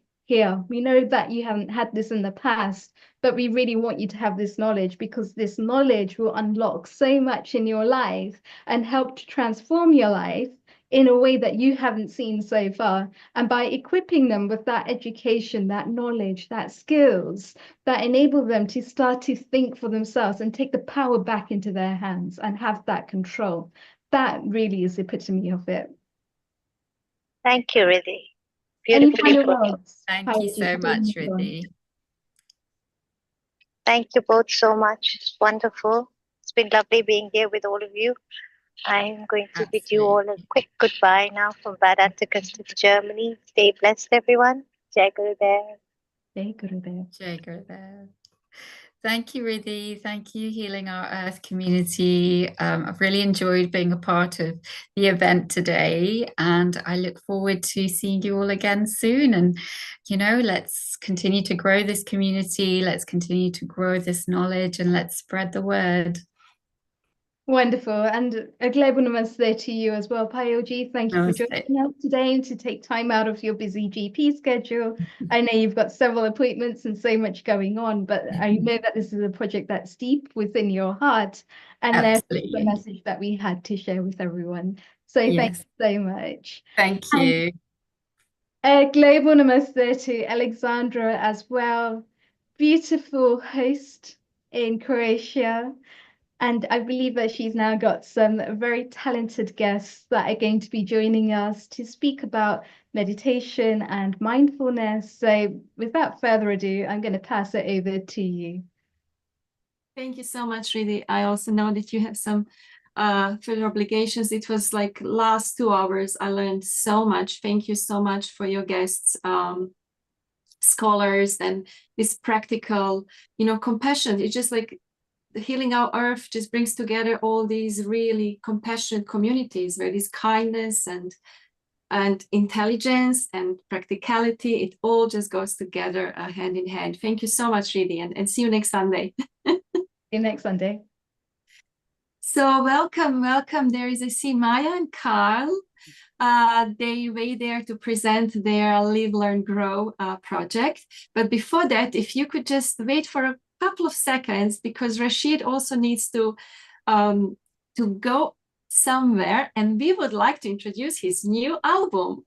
Hello, Rashid. Thank you, Alexandra. Delight to be here. It's great to see Maya also again, and just catch a little bit of that interview before. And it's lovely just seeing the work that you're all doing around health and well-being, mind, body, and spirit. It's a delight to be here, and thank you so much. And thanks for showing a quick cover of the album, because I was thinking about, you know, music is a key part of how we connect spiritually, personally, in so many ways. So thank you so much for inviting me here today, Alexandra. It's a joy to be here. Rashid, this is a very nice, you know, like a bridge, because for 2 hours we had like really like Hindu scholars who wrote like many books about this vast topic. And then after you and Maya will have most Buddhist practitioners. And actually your song, the one that was premiered yesterday, was David Jones. It's about David Bowie, and it's said that he was supposed to be a Buddhist monk, and then his teacher told him, you don't have to become a Buddhist, you just have to be what you are, and that's it. I mean, absolutely. I mean, it's really interesting. Music is very powerful. It's very, very, very profound, isn't it? the spiritual music, the secular music, and there's every kind of music, and it's there at key parts in our lives. It helps us remember, it helps us heal, it helps us to dance, it helps us to come together, it helps us when we're going through difficult times personally in our relationships. It reminds us that we're a collective. It can be used for protest, it can be used for all sorts of growth. And so it's really, really profound. And lots of people know me, Alexandra, as a coach, speaker, and author. But before that, I the music actually took me into coaching. Lots of people don't know. I was trying to make it as a singer, and then I retrained as a coach because I wanted to help many people who are creatives to take charge of their own lives and their own careers. But music has always been a constant there. And as you indicate, the new album, the Tribute Suite, is my way of saying thank you to all of the musicians, many of the musicians and artists who had inspired me throughout my life and my kind of career. So it was a moment for me to take a moment to pause and say thank you to all of these people, including from the Beatles to David Bowie, to Stevie Wonder, to Chaka Khan, to all sorts of Kate Bush, all sorts of different artists who had inspired me in different ways, and had been there for me, who I've never met, but have played an important part in my life, as from so many of us, where we go to music to connect and to feel or to heal. Thank you so much, Rashid. So for everyone who listens to this, they can look for your music on Spotify and YouTube, but also on your social channels. You post daily mindfulness or meditation tips, like even on YouTube, Facebook, Instagram, LinkedIn. Although yes, you're a coach and speaker and partner of British Library, holding all kinds of, especially this month is anti-stress month, so you hold also many events about that. But just to tell people, like every day, it's like almost first thing, I just check your mindfulness reminder for the day. Usually you go, I think, for a walk early morning, and then you just write something on the social media channels, and that kind of really keeps me going for years, Rashid. I don't know if you know the power of that, but just like one sentence that you give me for a day, for me, that's it. Wow, that's so kind to hear. I think there's something about how is it that we, words are powerful, aren't they? Words are really, really, really, they're really, really profound. For me, mindfulness has been a very important part of my journey and my own practice. So the silence, so there's both the music and the sound, but there's also the silence. It's really, really important to me. And so for every day to be able to just share something that can be very useful. And very often when we're thinking about our own kind of growth, we think about many of the things that we need to pay for, but there are so many of these things that are free, just stillness, being silent, yoga, meditation, these things, they're free. Music is actually ultimately in many ways kind of free. It's a challenging time for many artists, but singing and so on and healing the heart, it's there, it's available to everybody. So it's kind of nice to be able to share. So whether it's music or whether it's words of encouragement, for me, it's all the same song of the heart. It's all about compassion. It's all about connection. It's all about understanding. So it's kind of quite nice these times where, getting to talk about the music is another way in to be able to talk about ourselves, because sometimes we find the things that we go through in life so kind of difficult. We find it very difficult to find the language to do it. And sometimes music can just be a way in which we're able to express or to feel, or sometimes we hear something, we just find ourselves in tears or moved, or a wound healed, or it can say something that we ourselves can't express. And I've been there in the past, growing up, where music was a place of real solace and understanding for me. So yeah, it's nice to be at a moment to kind of connect back to the music and express back through music, which it's a funny, different kind of world and language for me. Does that make sense? It's a very profound thing. Thank you, Rashid. And you saw Maya. You see, are you proud of your students, because you carried us also through COVID with your compassion check-in Wednesday at the midday, and you see, you also created communities that like little satellites of love through your guidance. Maya and me, we became like really close friends, with Dani, with like Mia Morris. She was also here, guest. It's just like endless. It's just I just want to say a thank you to you all, because, it's really important that when we've been on our own journeys, whatever they are, that we're able to share that encouragement with others and to be there for others on their own journey and to hold space for others. And, Alexandra, I've just got to say thank you for you, because you've always had a magical, very natural way of doing that. You're in any space and you just hold a space with such kindness and compassion. It was great meeting Maya at those sessions. Again, would come along with such heart, warmth and compassion. And I think in times like the ones which we're in now, it's really important that we can kind of hold that space, and it comes around cyclically, doesn't it? Very often those times in the world where music is very, very profound and holds a space for us or reminds us to try more or to appreciate others or to go on a spiritual journey or an inner journey. So I'm just very, very proud that you're out there doing that work and sharing that love and holding space for people, and all those people who you'll never meet who happen to hear this and find something of value to it. That's the thing about music too, or programs like this.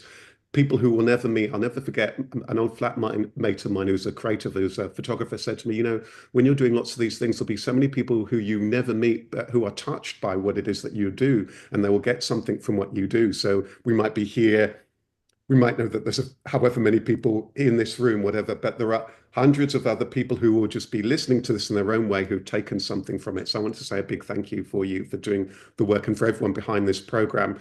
That item before the richness of insight about that for all of us to understand about women's cycles, life is very, very powerful. All of the spiritual wisdom, the yogic wisdom, the life wisdom that you're sharing.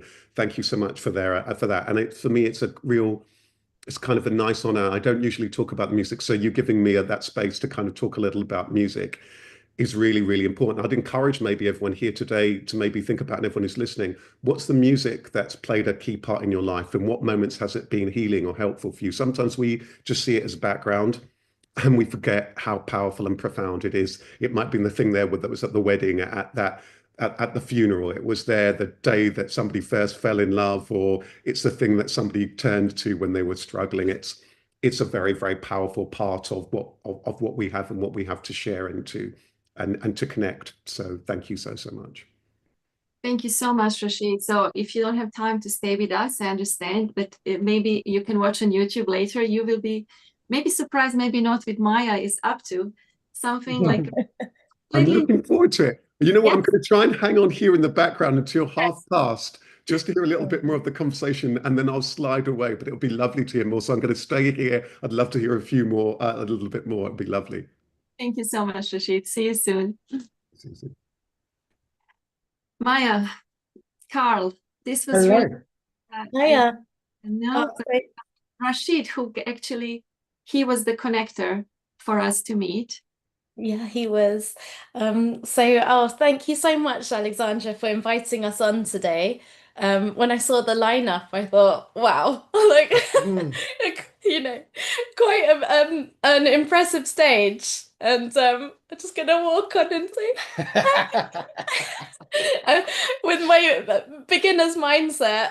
But yeah, I guess Carl and I, together, we have formed Live, Learn, Grow, and it's a social enterprise. And we're just so happy to be able to share a little bit more about it here today. But we thought for a long time about what to call it. And initially Live and Learn, and then it sort of evolved into Live, Learn, Grow.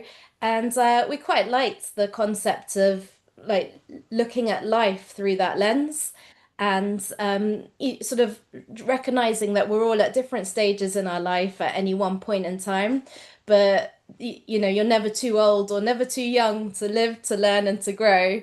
And it's almost like inevitable that we go through those three phases of life on repeat, whether we recognize we're learning and growing or not, like we are. And so, yeah, that's how it was birthed. The idea was birthed, and really, we just want to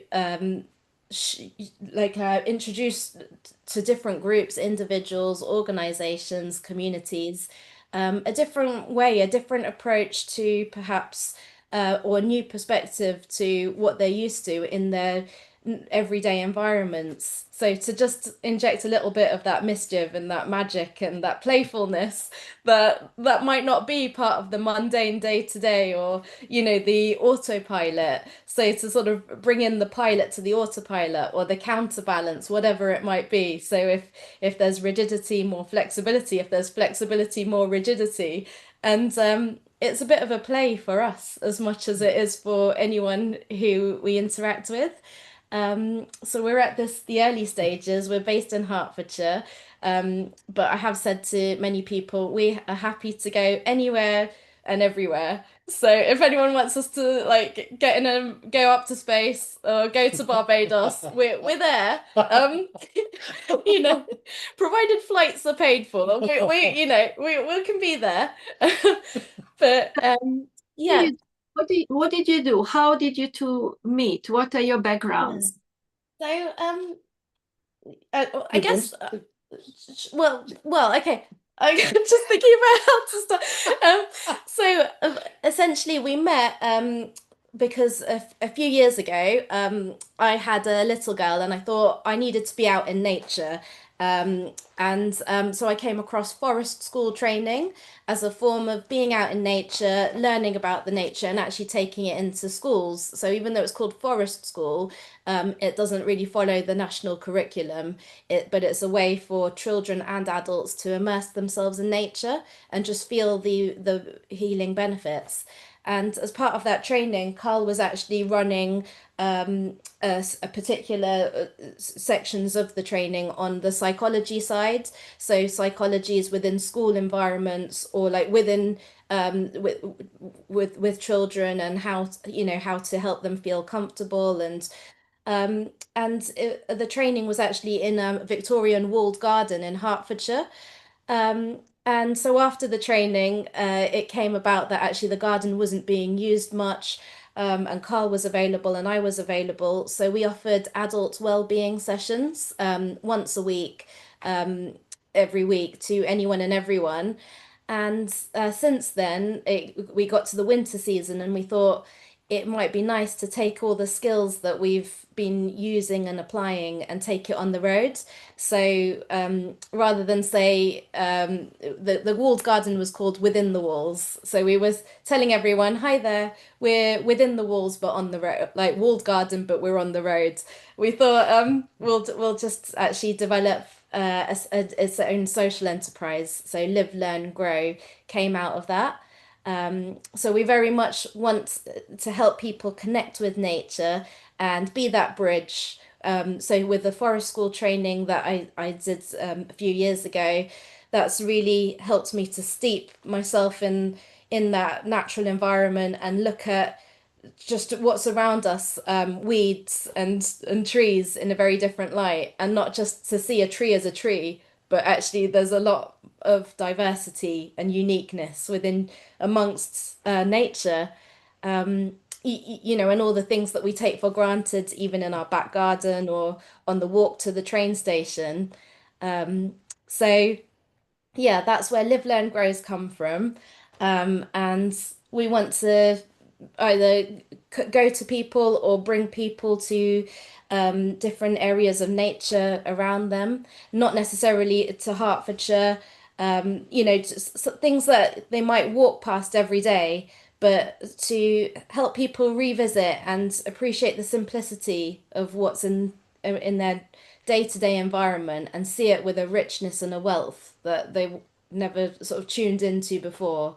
So yeah, and from a sort of mindful presence perspective, I will hand over to Carl to talk a bit more on that.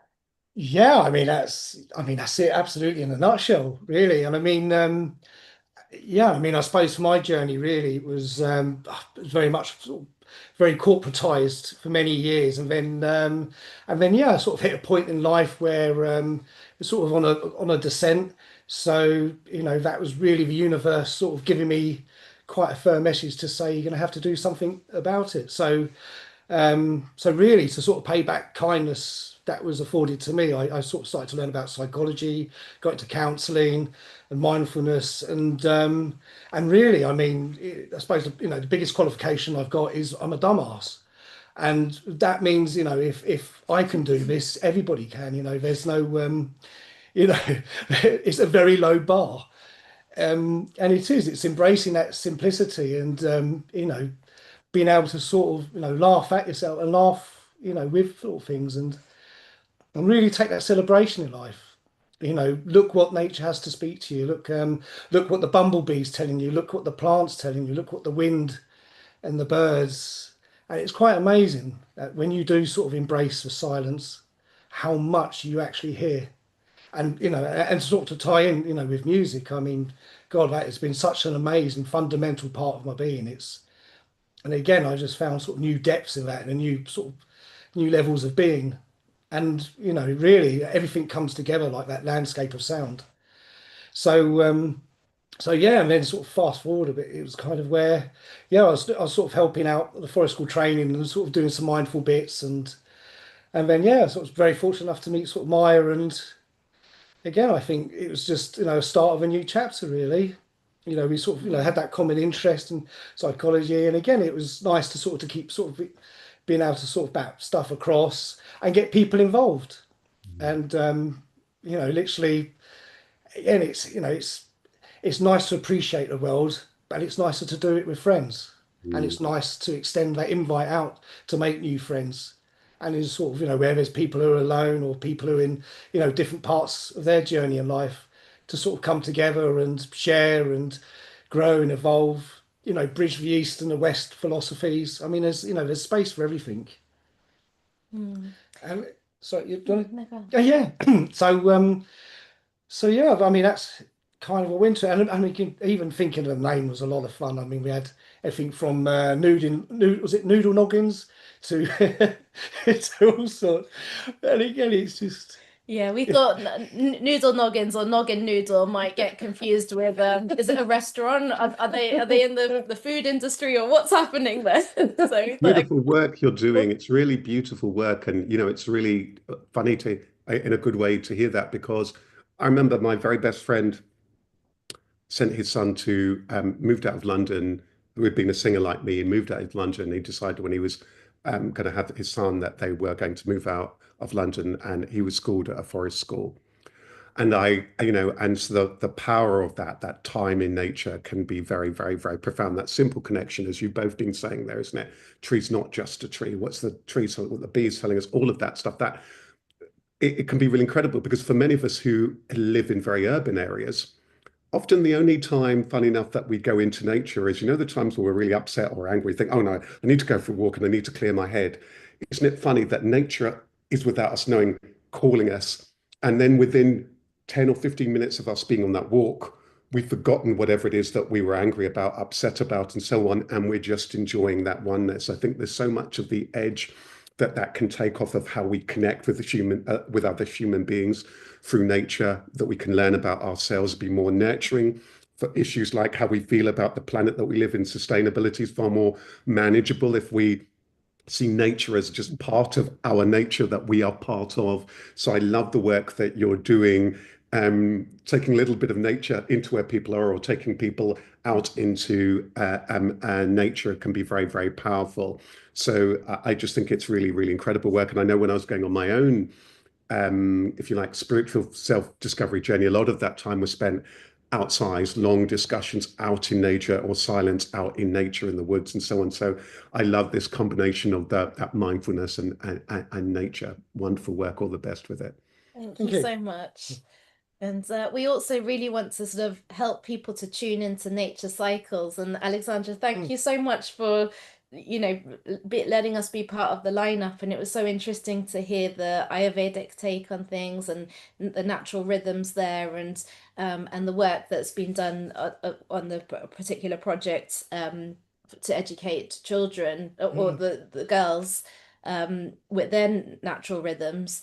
And I think a lot of what we want to do is in the subtle. Yeah. So, when we do go into different workplaces, sort of helping people to kind of tune into what's happening in the natural cycles around them. So the seasonal cycles, spring, summer, autumn, winter, or, or even like bringing in the different philosophies, like going back to, is it what would be the like Oesta, is that like on Beltane? Oh Like yeah, the yeah, more the sort of pagan and yeah, well, like even like the pagan and the Celtic rituals. So really sort of diving into different parts of history as part of the journey and help or history, you know, helping people to recognize that it's very much present part of life, and it really does mold and shape the day to day.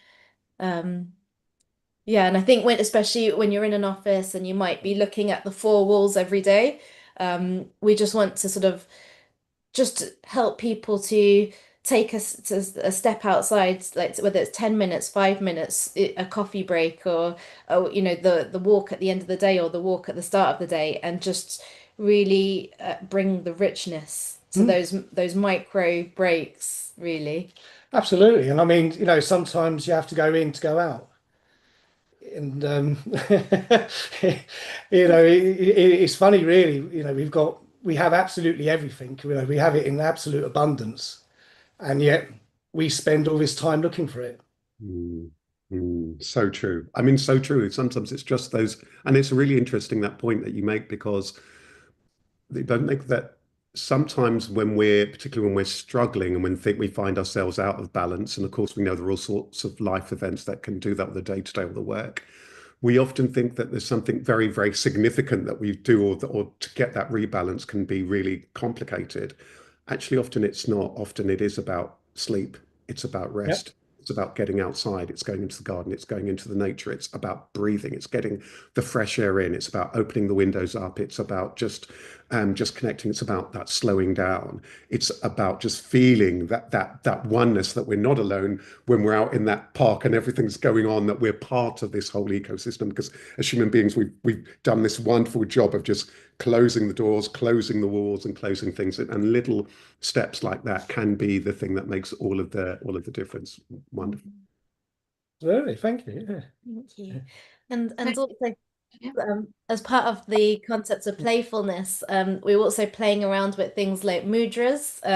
So we had, through social prescribing, we've had a few people come and have sessions with us, and one of the clients really wanted to connect with the sea and actually, you know, be by the beach in a different country. And we played around with mudras linked to the shell, the conch shell, so the shank mudra. And it was just a really lovely visualization combined with the sound of the wind through I think it was a silver birch tree, but just that sound almost like shells, or just the breeze, or even like the sound on the sea, the wind on the sea. And she really felt transported to a beach. So again, I think there's so much power available to us through our senses, through using our senses and our body.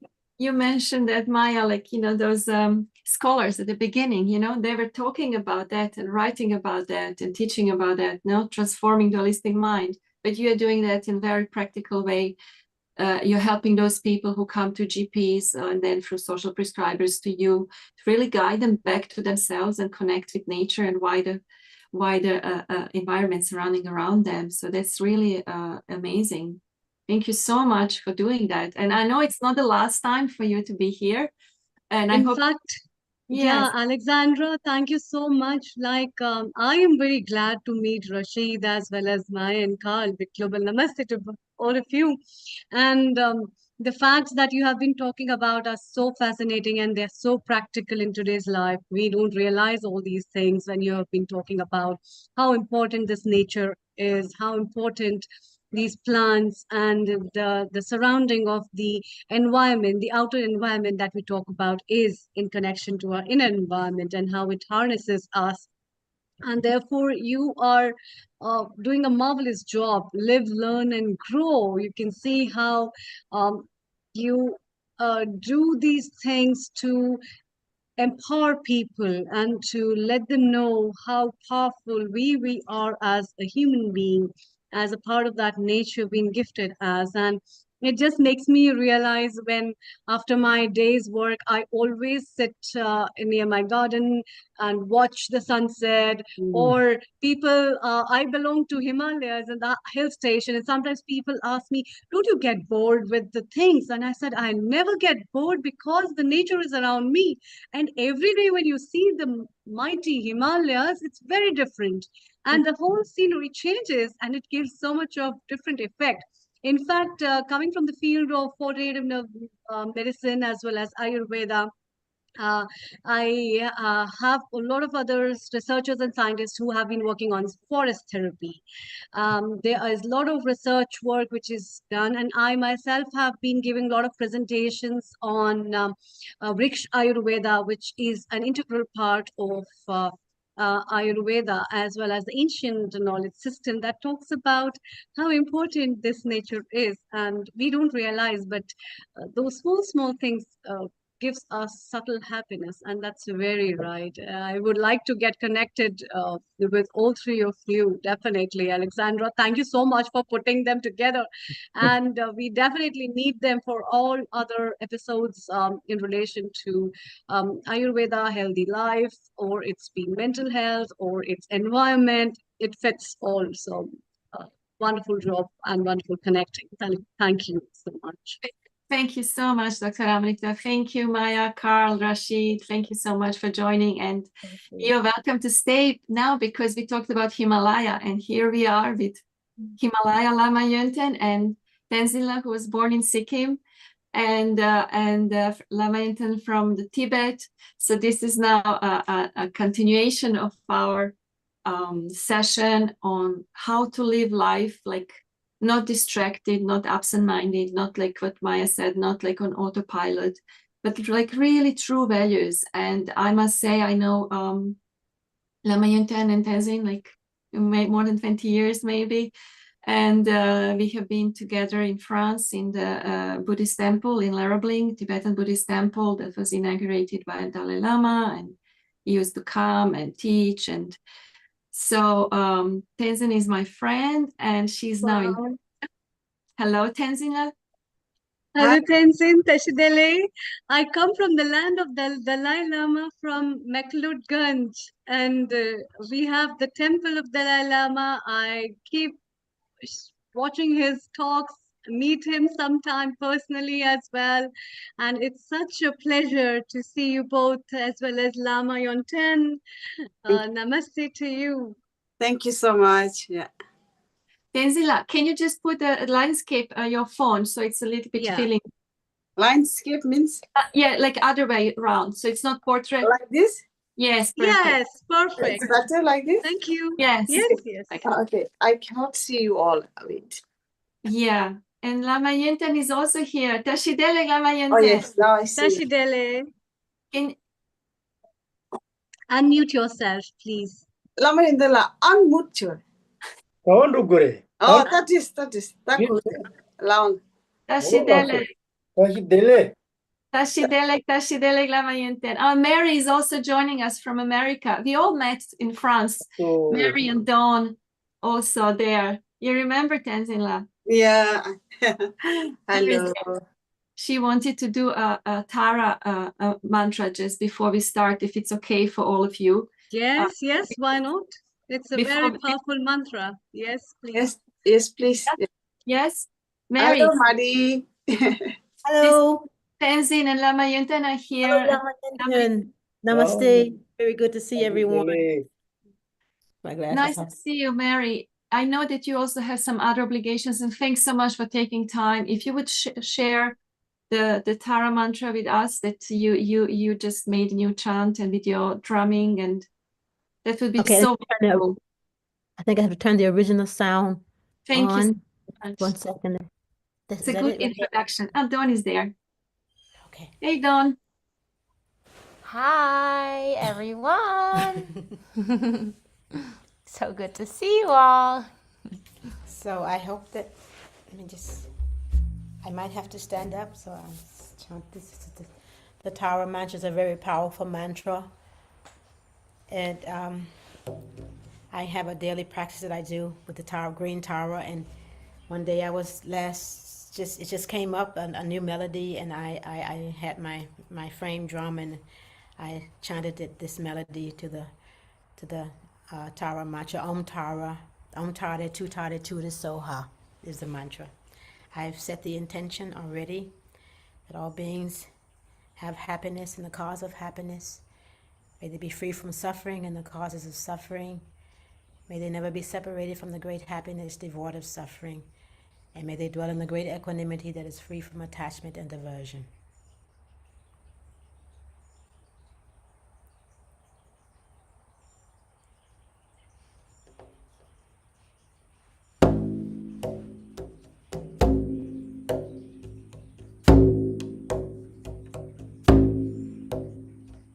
Om Tare Tu Tare Tu Re Tare Tu Tare Tu Re Soha. Om Tare Tu Tare Tu Re Tare Tu Tare Tu Re Soha. Om Tare Tu Tare Tu Re Tare Tu Tare Tu Re Soha. Om Tare Tu Tare Tu Re Tare Tu Tare Tu Re Soha. Om Tare Tu Tare Tu Re Soha. Om Tare Tu Tare Tu Re Soha. Om Tare Tu Tare Tu Re Soha. Om Tare Tu Tare Tu Re Soha. Om Tare Tu Tare Tu Re Soha. Om Tare Tu Tare Tu Re Soha.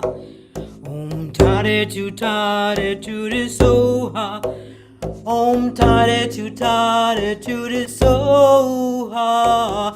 Om Tare Tu Tare Tu Re Tare Tu Tare Tu Re Soha. Om Tare Tu Tare Tu Re Tare Tu Tare Tu Re Soha. Om Tare Tu Tare Tu Re Tare Tu Tare Tu Re Soha. Om Tare Tu Tare Tu Re Tare Tu Tare Tu Re Soha. Om Tare Tu Tare Tu Re Soha. Om Tare Tu Tare Tu Re Soha. Om Tare Tu Tare Tu Re Soha. Om Tare Tu Tare Tu Re Soha. Om Tare Tu Tare Tu Re Soha. Om Tare Tu Tare Tu Re Soha. Om Tare Tu Tare Tu Re Soha. Om Tare Tu Tare Tu Re Soha. Om Tare Tu Tare Tu Re Soha. Om Tare Tu Tare Tu Re Soha. Om Tare Tu Tare Tu Re Soha. Om Tare Tu Tare Tu Re Soha. Om Tare Tu Tare Tu Re Tare Tu Tare Tu Re Soha. Om Tare Tu Tare Tu re. Tare to re so ha. Tare to re. Tare to re so ha. Tare to re.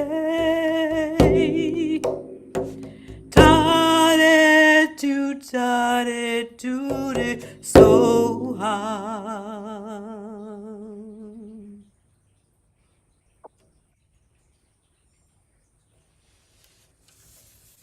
Thank you. Dankeschön. Thank you. That was amazing, Mary. Thank you. If there's anything else you want to share with us, you can do that. It's just so great to be here. Such a blessing to be here on this wonderful day, and so good to see you, Lama Yunten. Thank you so much, and Tenzin, thank you, and Alexander, thank you for having me. And I wish everyone a wonderful and beautiful day. May you enjoy this day, and may you have abundance and compassion for all beings. Thank you. Thank you. Thank you, Mary. Stay with us if you can, but now we will just introduce Lama Yunten and Tenzin. So Tenzin will translate from Tibetan into English. Lama Yunten, would you like to say something about yourself? And I really would like to welcome you to our platform. Finally, we have made the connection. We made the application Zoom work somehow with help of other people. And so now you're at the moment in France, in south of France. And Tenzin was there also. She moved with her family away. But would you like to just say something about yourself before we ask you questions, or maybe do guided meditation, or we'll see what comes. Lama idela da dela ni pene tuji chesa ni kwanza lama idela ki kola lama idela kola tisung ro chesa mudo. Hola so. Tene da dana terto nola yozo la tahi dele hikyo. First of all, he would like to say Tashi Dilek to each and everyone who is joining on the Zoom. Tene da so de dinola nangba yore nangba maemba yore ihi do da muzele da rame na so mobo yore. And this online, we are meeting with the different people, and also like all the religious, we are together here. Tene da ngarang kija tumati benere. Yeah, I come from Tibet. I was born in Tibet. Tene bel da lama gemba nomba tamche ka suya shebaina nangba tuma tomba khatya thaba ka nobi ki chita tasa de jaganere.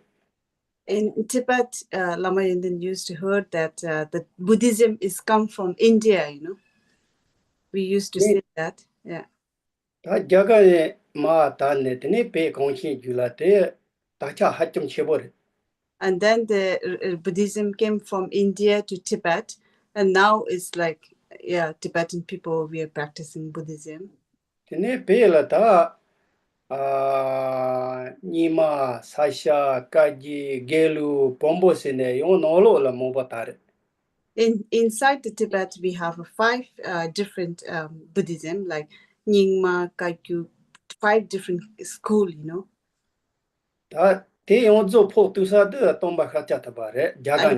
Yeah, we all believe in Buddha, you know. Buddha is come from India.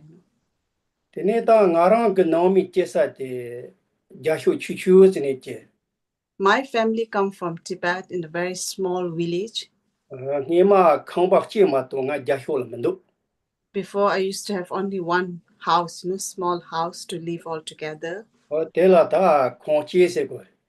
That we call as a main house, you know. Kali Kali Tini Naomi the family the Yonzo Mobotare. And then we have a brother, then they have a married, then they, like big family become very big. Yeah. Tini ta nga pope ye nga yodino ne tini nga tamadi jere. And I have a 4 brother, elder brother. I'm the youngest one. I'm the 5th one. Tini nga jene zunti nga soma nangbare tsare. And then since I was born, my parents and my brothers, they were already practicing Dharma, Buddhism. The Buddhist tuma yemba de tone beba yonzo ta nangba tone re ten yar. But when we were born, we are like Buddhists, Yeah. Tini jagane ma mle ne chero nobare se gogo mara nga so pama yoma ne tini nobare chandu. When I was born, the generation to generation, they were already Buddhist, So I don't have to introduce I'm the Buddhist, It was already in the gene, Tini ta ngarang tini ta nongba lojong she gogo. And then I start studying Buddhism. Tini lo tro den ne ta pachire tini nga kaka kanga tini genre. And then I was 6 years old. I start learning Tibetan alphabet. Tika ni jongjo de kaka kanga de nga so lojong re. Nga so lojong sem rong la phe thuya che lojong re. Yeah, over that time we were learning Kaka Kanga alphabet because for ourselves, Lo tro gorilla tini lojong chong she go. Yeah, then we studied when I was 6. We were learning every day the alphabet, Ta lo la zonya de lo tro tini yitho de de lo sam jong. And then when I was 3 years, we were also how to write Tibetan alphabet. We were learning that when we were age of 3. Tini lola ta lola nzgoya de lo pachi tro sam go. And it took until 6 years old, I was memorized the alphabet, Tibetan alphabet by heart. Tini ta kali tini lojo chansong she chai jil ta ti ngarong go rong la phen thuya de lojo she go re. And that's why I study, because it's for good for me to learn Tibetan alphabet and Da jen la phen thuya jong go re.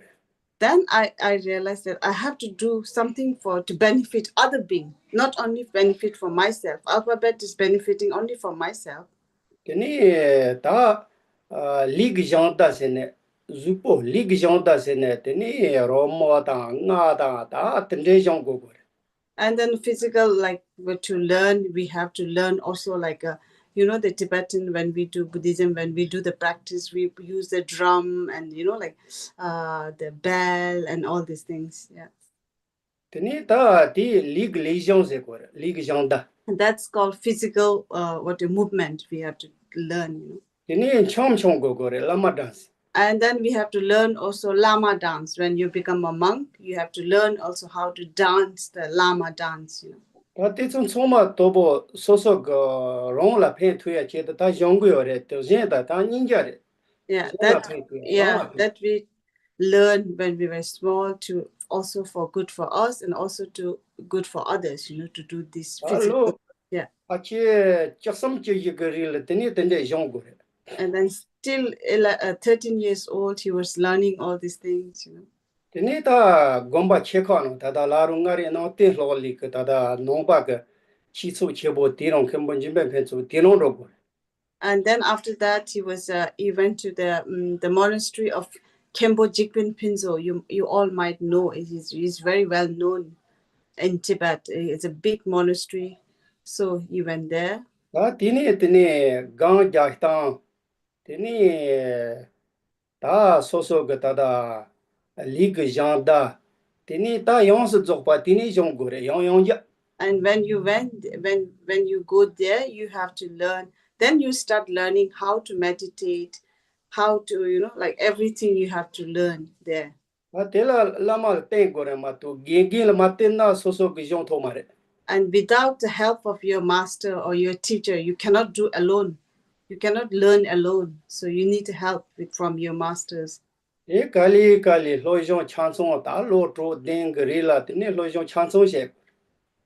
it took 6-7 years. He was learning all these things.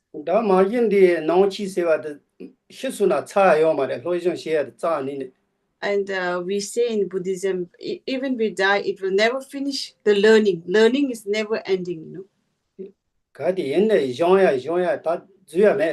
There's so many things to learn. There's never ending. Until we die, we cannot learn everything. You know?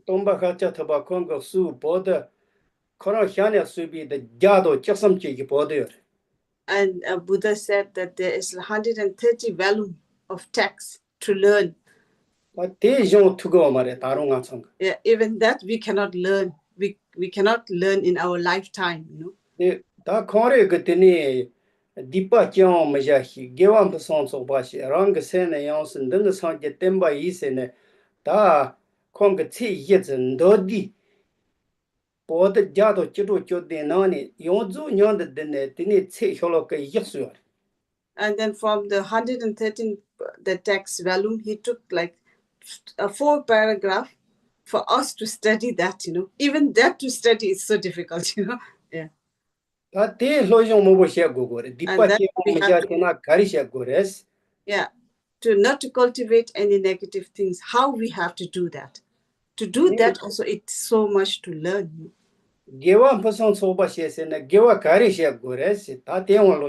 Yeah, to benefit others, what we have to learn also. How to benefit others, that also to learn a lot. Wrong sen yang sen de se di so so ge sen kan de ndo gondo he dong nga ja tho do kan de ndo gondo de lo yong xie bu. How to train our mind to not to have negativity, not to speak bad about others, all these things also, how we have to control. That also takes so much energy and so much to learn. And that's my teaching, you know. Buddha said, if you do these 3 lines, this is my teaching. So to do these 3 lines is already very difficult, you know. Thailand, Burma, Singapore, Malaysia, jaga yongzo la nangpa mopa tare, zo te jaga ni tagu jure, nga zo peba go ngone so so pama no yitsugo re, Buddha. Yeah,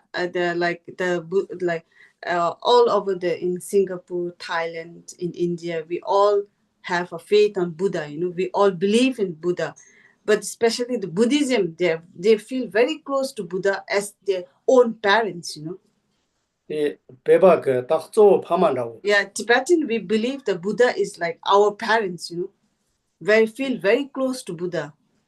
Da kong kare sugu yores ne da jen la sinchen la pen to gona kare she gores.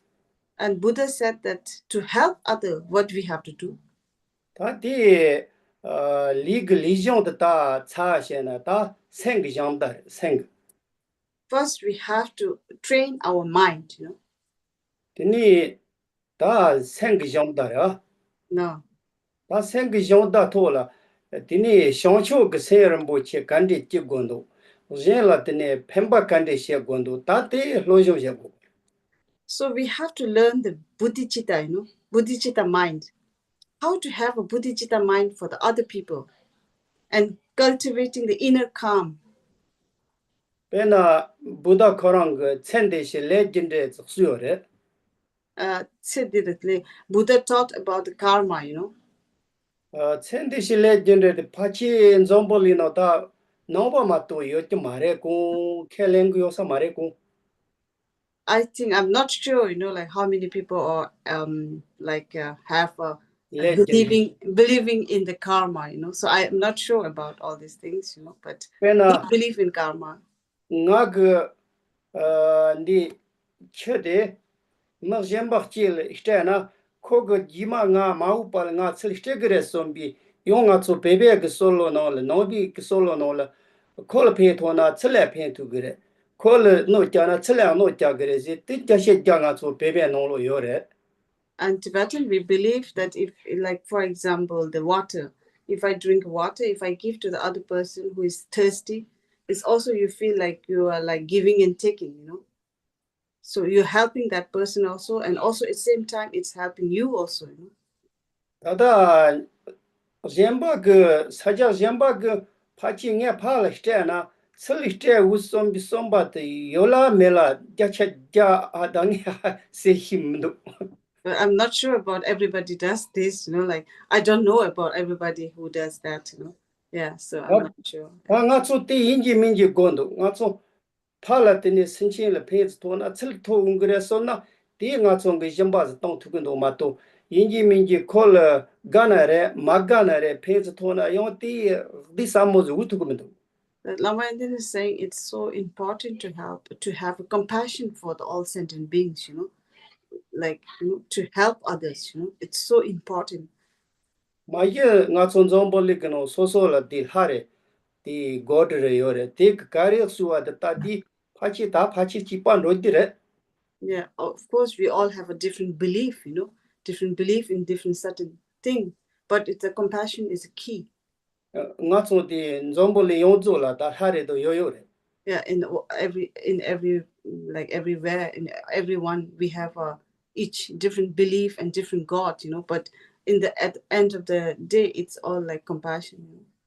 Tene pena ta nga mtserchi la ti nomba glo jong shere nga mtserchi la ta lo ngap je no ro go do ti ka la ti nomba lo jong shere nga ka nga thi su samba ze do nomba te gen zhe men du se nga ji ta da pa de ja ma su te ge nga rong ge ti samo ze ta ti ta da pa de ta nga nomba ta da ide de Lama Yindala Kunglo Khazin Tawachira.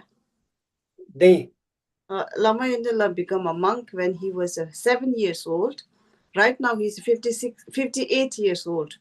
And then he's saying that since then he became a monk and he became a Buddhist. He never have any single doubt on Buddhism, and also like he never had thinking like, oh, this I follow this path, it will become bad and this, So he never had this kind of mind, ta nga rong ge ti hie ba re go ma to mo jembe ge hie ne ding ye pa hie jo ma re go. But this is what I'm talking right now is my own experience I'm sharing with you all. I'm not talking from what I heard and what I heard from the other master, taught. I'm sharing my own experience. Nga rong le ba no ka re yo ba nga rong sel la nyon so ka re yo me nge ti hie go ma to jembe ge ti ni de do yi ge mo bo lo ne nge chen no ba za ni hie go ma re. I'm sharing everything what I have in my mind and my heart, I'm not reading a book and I'm telling you from the book, Yeah. Mau pa le nga rong ge song ge yo nge ta nyo le hie go na ji sin chen la phe ja che bo zu tu ya de le jin de de so no tam de ne ji sin chen la phe o po zu to na nga rong ji bo de ji na re ma ji ne re de so no to ya ke che bo re teng yo. Lama Yinden himself, he thinks that it's so important to help and have compassion for all sentient beings and all the beings, So, Lama Yinden Kharisung and lasti tamadila. Thama de ta nga rong ge son na ti jin le sin chi la phe tu ya ja che bo zu yo na ta ti nga rong ge ti zo de re teng yo. For me, if I benefit some being, if I help somebody, this is a main key for my life, Pena nga rong zo le sen che ma to yo ma re sen de pe la che bo re. Because we have only one heart, one mind. So it's very precious, the mind. Tata sen ge ni du chi ja na de ni cha cha re tu non ti che bo hyo ge. Because the mind is the key of everything. If you have just little bit also, it can happen a big thing, big problem. So it's so important. Yeah. Zombo li ge ta mong che ta pen bo non be ge solo tong xiu yo zu ge ta nga zu mo mo le ga ga ka ji che ge. Yeah, it's the mind is so important. Look at in the world, the presidents, some presidents, they are very compassionate and very some, like because of the small thing, twisted mind, it can make how much trouble for the ordinary people like us. Nga zu mo mo ge tu pa ja ge yo ma re zhen li da xie go ma re so so rong ka rong so se ne de de re ta ti no lo ma ti ne to lo xie na nga zu ga ga che ge du ti ngo ne sen ba de pe sen zi wa de pe la che bo re ti no pe bo chang ha gu go ke che bo re. I've been saying that the mind is so important, like our mind, because the we are just like living a normal life, eating, sleeping, and all. But even that, the some like president and all, they have a little bit of bad mind, and then how much trouble they make in the world. So this is all, our mind is not tamed. That's why it's happening like this. Noba shia gosa dala noba shia gumare. Ngatso momo chuma. Sayan tuya ronka ronso shenki tam meba shia. Yeah, there's so many trouble in the world, these days, because of all this, the mind. It's all mind, Maupa yendere ngarong go samsata ta tisong talore sambi yebe lo samche. Kachem gogo no mehi. Sayan tuya. Pa maupa sonno tonya ke chebore. Pecha suya yonere. Sosol kanga mantra se. Ta zombli go monto dal tana. Ngatso ngoni jenla pento goye ke chebore. Yeah, if you think about now, it's so important to help others, other beings, and to have a compassion for all sentient beings, Pena gong chi jana gong da sang thoni gong jagore. Yeah, when we do a meditation, Tene meditation chi she yana thuma da nangba ge she tonda ina nga chumo chi chi pare. Thuma gong ma ja ge ngela hyong kya nga mo nda ina ya lam sa jan choma choma she. Tene go ge ku yon zo ja.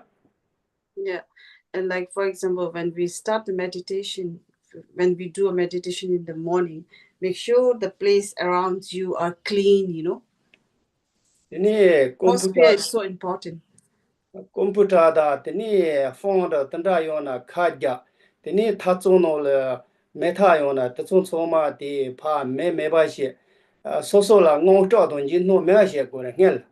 Before begin the meditation, you have to switch off all your mobile, computer, and the fire in the like in the kitchen, so not to have distracted during your meditation. So you have to make sure everything is turned off, Kasi pu chu chu yona de le kala te go na ngel le te chan song she zang ma she da gong zi ja na ti chen do song so ma to yong gong ja hyo la tene chu pa ja hyo tene me tang hi tene una ung ma re.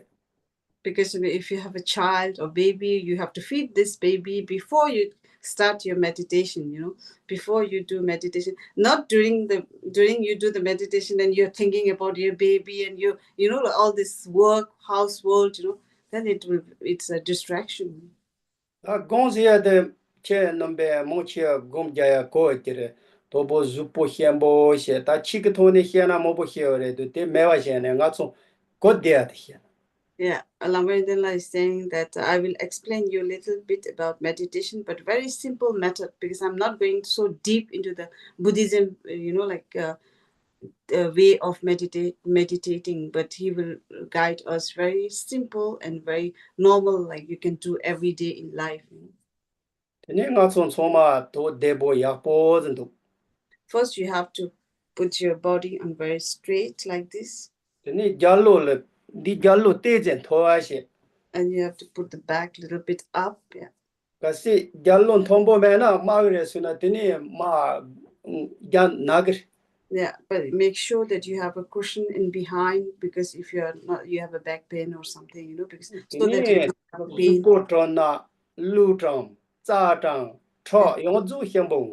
And then if you have a straight body, then all the blood circulation and everything is helpful, Tene yonsu zokpa ta me de na zeta se ne xiaore tinji minji ta gumare te kato ne mandar. Normally, it says that when you do the meditation, look your eyes into the nose, on the nose, top of the nose. But you don't have to look on the nose, it's okay also, he said. Tene ta zupo yonsu zokpa ki ngujon da ja mgo wa tene nga gang jage o se ne yon mixa tulon da manda kin ne yon zbo she gomare. But when you do a meditation, you don't have to put nice clothes, and I'm doing a meditation, you don't have to show off, so you can just do natural, Tene rongi shone ma ando na tene rongo wo de pa che tang. And then breathe out, So jelly. And breathe in. Tene pa che tong de te la che zgor. When you breathe out, you have to count 1. Nyondere tobo tselele tene pa le na te la che. First, you have to breathe in and then out. Then it's count 1. No, ta tende shene pa chi de tro tende mo mamo ne yar. You can do from the beginning. You can start with the 6 times, 7 times. You don't have to do like 100 like that. 다 나초 디 쯔고야데 강레세나 나초 주포 그나라 센데 짜네 나초 dakpu jagyo mare. Because why we are doing that? Because our mind. We never take care of our mind. Our mind is everywhere. That's why we are trying to focus our mind. ko kanjo manjo tangor. Because our mind is going everywhere. Hedong thodo ngaja yons jokpa de ungor. Because as a human being, we have a lot of jealousy, like hatred, all these things we have, Tokpado no to mo bo ungre. and we have a lot of doubts, Yeah. Ta ti chur tong ya ge che de da ji de ni wo tsele le pa to ni zi di ba nga zo se de zhong ka to len ro di ka le de ni he dong cho dong nga ja zi de di zi nyur ro ge. Why we are counting this breathe in and out to reduce our anger, our hatred and all. Ta di zhong ka zi go ya ge jin si de go re zhong ka khara do ten da me ya ma re zhong ka de la se de di he dong cho do lang. Yeah, when you count, this number one, like when you breathe in and out, this number, then your anger and this like jealousy, hatred become less and less. Then you concentrate on that counting. No, chi. Ta tende she ne tini tobo de. Yeah, then we do 7 times. Yon chalale. And then Yon you pa ton. Chi se out. tendo de. You can do like 7 times in the beginning, Yon jemolo meso. Then you take little break, relax, Yon jashe. Then you can do again. Ta de ma she na chitso dice mobile zhongka chi ge to ne ngap ja tu ja ja je che tse ya na ni hyo tini ya pu ngung ma re. Because if you do in the beginning, if you do starting from 500, 100 like this, then your mind is more distracted, Then you get more distracted of this counting, and then you might be tired, you're not concentrate.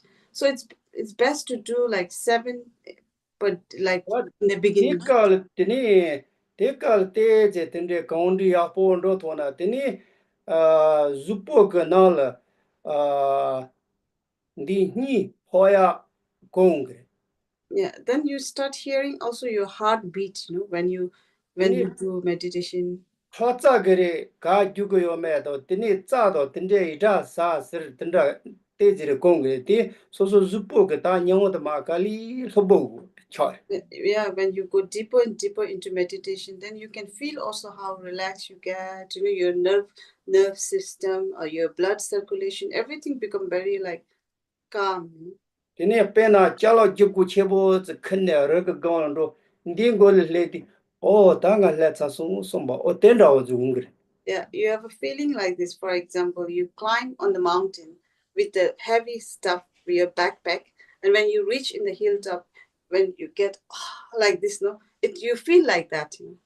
Ta tenda o mobo shena tene jima ta gong la rembe yinda pena kenza tangbo ni tene tata tozo tuba demba yona tozo tangbo ndo nyamba ndo somba ndo hiba ndo ne tene renji royal komba tangbo nyamba yore ma to yon ti gong sewa ti karo taz tolu yondu ya mere yon kali tene ta ti jaga ga gong gano le te ta diya rembe yinda ta kasa kal gong soma de manda yo zong ta soma chipare.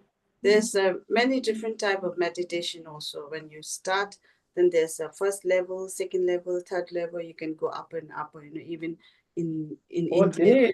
Ta tende sene tene hyungne ta tel mo chiwa de nga zong di nongba ge sena hyungne sik. Shine lan shamatara. Shamata are hyungne de ala senda ko ko na. You know what you call shine in Tibetan, and Alexander might know, no? Hyungne. Non-analytical meditation, maybe just like Hyungne de ta pa ne ge tol pa nyan ro ya to re. Yeah. Oda tenda o zu to ne tene wungure ta te ta de jan na tene ndgore. Tene te la ta shangchu ge se ke gore ta jine. Then you start with that like 7 times, and then after that you have to have bodhicitta mind, you know.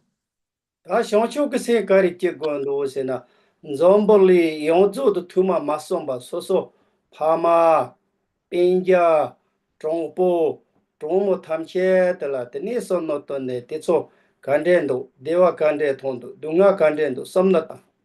And then you have to also think about, when you do the bodhicitta mind, you have to think about the people around you, your parents, your family, your brother, sister, your friends, how they are, what they like, to have compassion start from your like around people. Kasi soso la da naomi tondewa majong ba kanga chiki wona te kanga kande se gondo. Ta kanga sena tela teni kande hia gondo. To son soma dewa upi cher sono to gore mato nga yo tin chupa se jana chupa de kande ja te sono to ame te pha yo. Everything, whatever you think, you have to think good thing about people, to have peace for other people. So even if you have a conflict with your family or you have a problem with your family, to think how I can communicate with my family to have this peace and to have good relationship, not to think about, oh, I want to fight with this family and this and that, yeah. What tende shene teni kali pha cher tanne teni Yeah, your compassion will grow bigger and bigger. Then to have a bodhicitta mind, Tene Naomi te shoncho sentia Naomi ke Naomi bodo pomi go tele shoncho sentine tene zonle le hidde uya ched sono tongore mato da chi gan chupa jagan do tenda o she sona jil tene ma upala dan chupa ke zoji chong kong. Then like when you do this to your family, then your family will also have a bodhicitta. Your family will also think good about you because you're trying your best to help them and to think good about them. So then they will also have a good thoughts and all, and then also they will share about to other people. Then world become peace, to have a more compassion people like that, So Gon se wa de zo de je la pe tu ya gon re mato so tebo uya debo uya rand mare. When we do a meditation, we should not think only about ourselves. I want to be happy. I want to be peace of mind, It's to also think about other people, other beings, all sentient beings. How can I help, other sentient beings? Mo tende shene ta gon de ti so tenda o re tini taro mati ne she gore te to atli. This is how we like meditation, we have to do the way of doing meditation. But if I continue, there's a long way to continue, but then some of you might have a question to ask, Alexander, Alexander, do you have any question? She is asking. Thank you so much. I think there was someone, Keith, wanted to ask something. If anyone else also has some questions for Lama Yönten, please unmute yourself. Yeah. Rashid, did you have some question? That's what I just want to say thank you. Thank you so much. I was just struck by that this is a lifelong lesson, this path of compassion. It's a lifelong journey. And I just wanted to share, thank you, and to share, this thing has come to me often what I call the fruit of compassion. Rashid, is it just okay that Tenzin translates for Lama Yönten? Yes, please. I 투지치 나서 라마 연달라게 되단다 근데 소네 아니 콜라나다 닝제 라이다 미 미제 나로다 미제 강자리도 사다 닝제 되어라. Yeah. I just want to just say, that compassion then bears many fruit. It bears many, many fruits in our lives and the lives of others. But I just want to thank you so much for that beautiful sharing. 닝제 라이디라 페 개천보르샤 미멍볼레 펜토 미멍볼레 야고차고 레스 안디 라마 연데 단다 소마데라 닝 다바는 투지치에서 닝제 걸. Thank you, Rashid. Keith, welcome to the session. And you raised your hand, I think, at the beginning of Lama Yönten's teaching. Maybe halfway through. Global namaste to everybody today, and congratulations on this wonderful event. And I'd just like to say hello to Lama Yonten. Lama Okay. I just want to go back over a few years. In 2012, I was in Dharamsala. Yeah. Okay. And I had the pleasure of breaking away from the tourist group and talked to a Tibetan monk. And my question to Lama Yonten is he aware of the Garden Monastery in Tibet and also the Venerable Bagdro? So yeah. Ko nima nidon chungi lola dharamsala la join isa. Dharamsala la tourist jam the dende do chideni tabajik tu so san lama yinde like na depagi Gandhi gomba gi kolla paris haku yuesa. You said the Gandhi monastery, no? The garden, yes. Garden kawai gomba. Gandhi gomba ye. Gandhi gomba.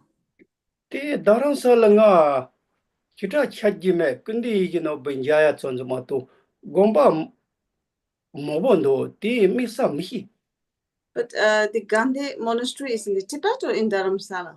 Well, I assumed it was in Tibet, but the name of the gentleman was the Venerable Bagdro. Ko nana pyola redusa Gandhi. Really yore Gandhi gomba chebo yore te jami totsare. Yeah, he said that we used to have a Gandhi monastery in Tibet, then Chinese destroy everything during the Cultural Revolution. I don't know whether this is possible. The Quran King is Lama de. Mahia. King me. Ale did this Zombabu the Bagdo le Quran. Oh. Yeah. Bagdro. Yeah, I have seen his picture and I read a little bit about him. Yeah, he's a he kindly accepted an invitation to dinner. Okay, and Quran him to kalasa gitu Jesus a kokopras. So wonderful memories. Thank you very much. Go pitching so sawadikaps. Thank you.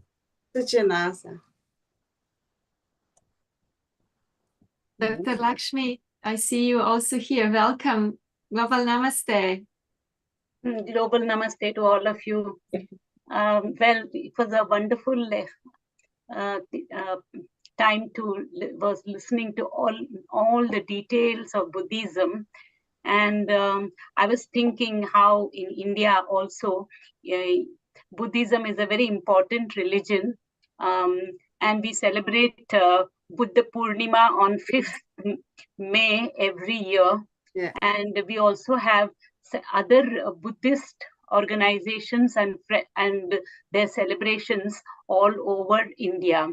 And it is the second most important religion. Can I translate first? Because if you speak too long, I might miss the point. Oh, I'm sorry. Yeah. Lama in the latter she delays and Ganzo Garajo in a Nangba chill pet and Azudo in a Pemo Kishapure Tigo Res, a Kwanza Kachina, Kwanza Garajo in a Kwanza Jindanawa guitaring on a Buddha Purnimal and Sangi today kitchen which Koras Sunji Chigo Resa. A Kwanza Joinata sang the Buddha pe kitchen puts go Garanalo Laza. Yes. So we do respect the Buddhist religion in all the states of India. Kwanza nang chula pe kushab yo gaga mimang sama gi gaga lumba sama la kushab chigo resa. Thank you. Tuchinas. Wow. Jaga nga so nongba tere. Robo na de pele ta nga so na de jaga chatsare. Now we Tibetan, our second home is India, Namaste. Namaste. Tenzin, you were just translating so far, but would you like to tell us a little bit about you and your past? Oh, wow. My past? I'm still young, yeah. No, just teasing.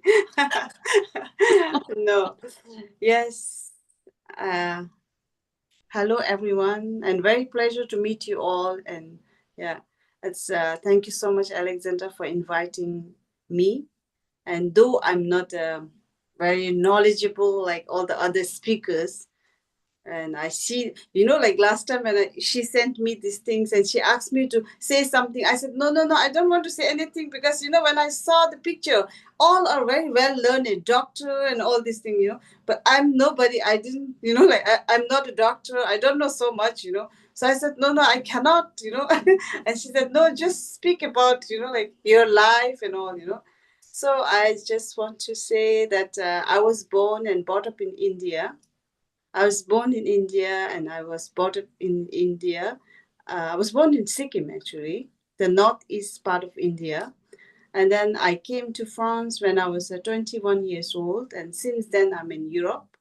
And I'm married and I have 2 kids, 2 boys, and I'm a working mother and busy with the boys. And I also have old parents with me. They live here in Belgium. I'm from Belgium right now. Yeah.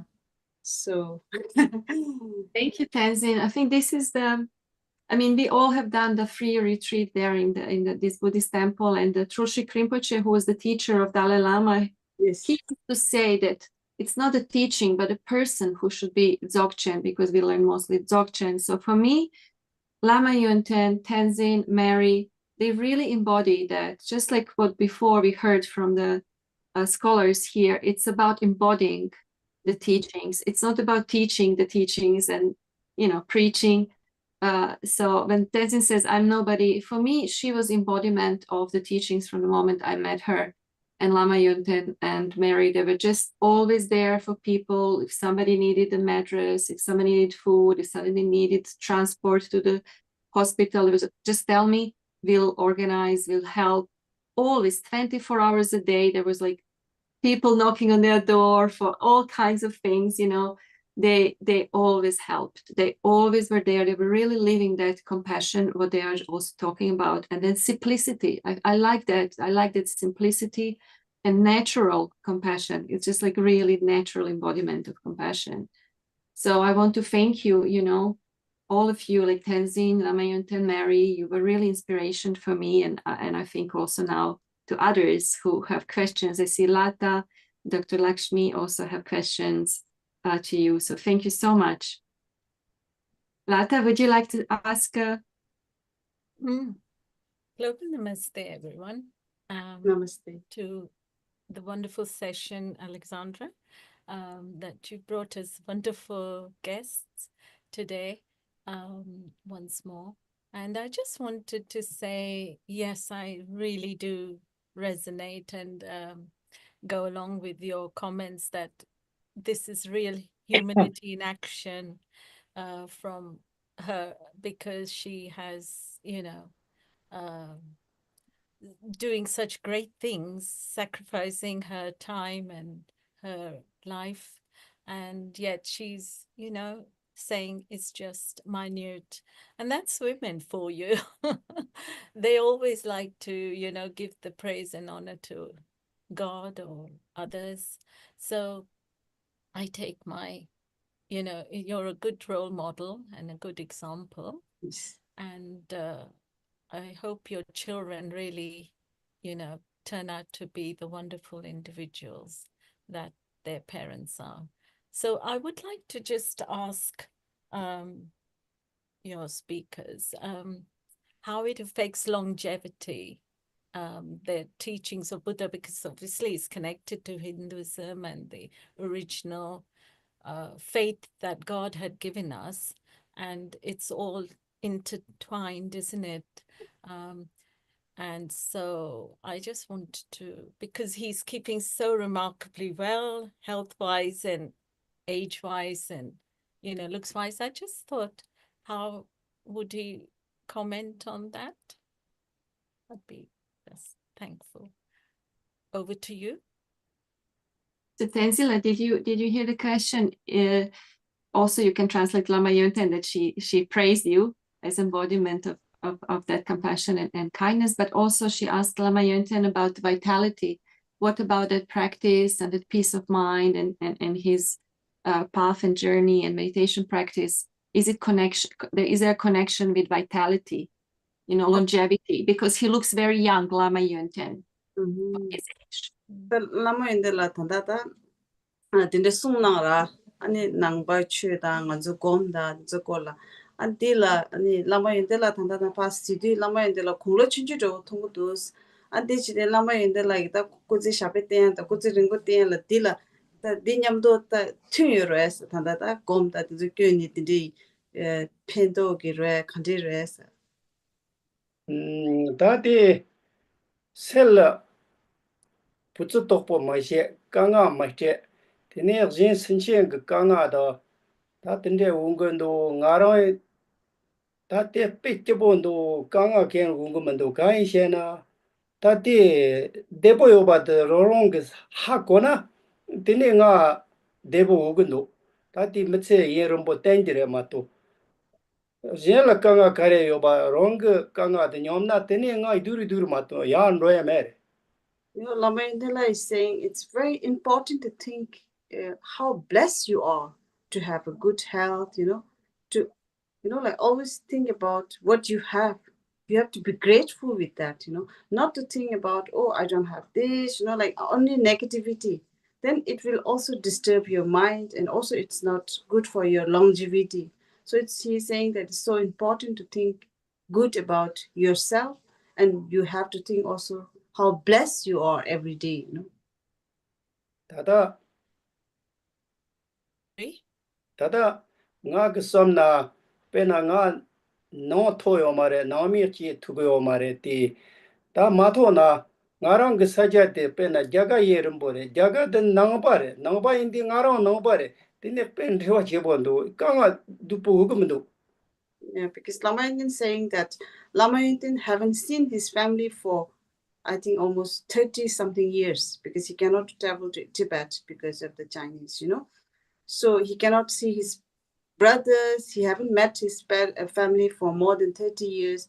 But, then he feel very close to India because when he came to India, like he left India, he came to India. So, like he don't think like, oh, why I have to see my family, like this kind of pressure. He don't keep in mind. He always think, oh, even if I, like I feel very close to India and I have all this in India is a Buddhist country also, So he doesn't feel that, he doesn't keep inside thinking about that all the time to disturb his mind, ngarang ndi ndi jakane tajore ato pene ngone tajo mare. Even what I'm wearing clothes, it's all come from India, I didn't got it from Tibet, So I feel very connected to India, Very admirable. And what I was also experiencing, what the meditation that he asked us to do, it was so tranquilizing and, connecting to every cell. And I felt healing. And that was remarkable as well. I would really like to put that in practice and bring it on board. And okay, sorry. Tanda lama yende like gom de lama yende like nyamle de tisungyo de mora pe pendo chimbo chagyo ro chaso sa tadi mora mutini ni mata pa chigi yis. Re tati tata jaga ga avabeda ta tini nangba da yongs zokpa ndewa chebo re chi chin ti she ne tini ya po she na sinchen lai pen tu gir.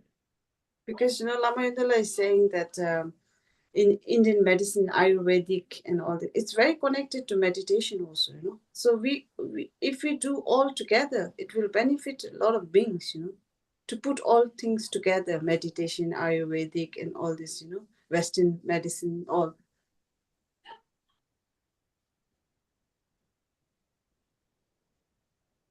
Thank you so much. Mary, did you want to say something before we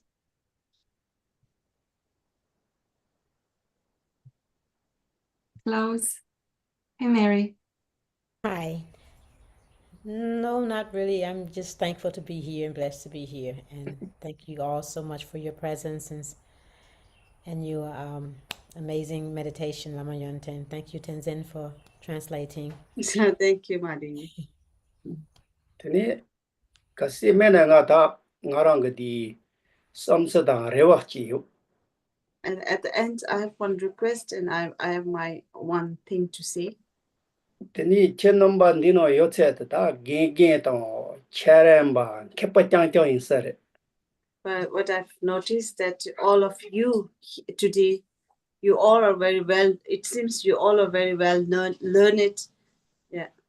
Ta mochi gen ha. And most of you are teacher, doctor. You know, like all are like very great people. Ta terine zong maupal phe khande thugendo. Nepal country phe thosu. Tatal country phe thugendo. Te solo che tang go ke chebore.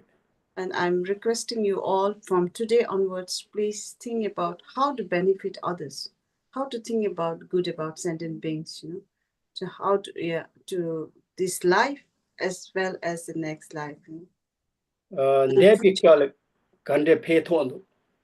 La. Nepikal. Yeah, like right now, the present, how can we help others? You know? Past, yeah. Down.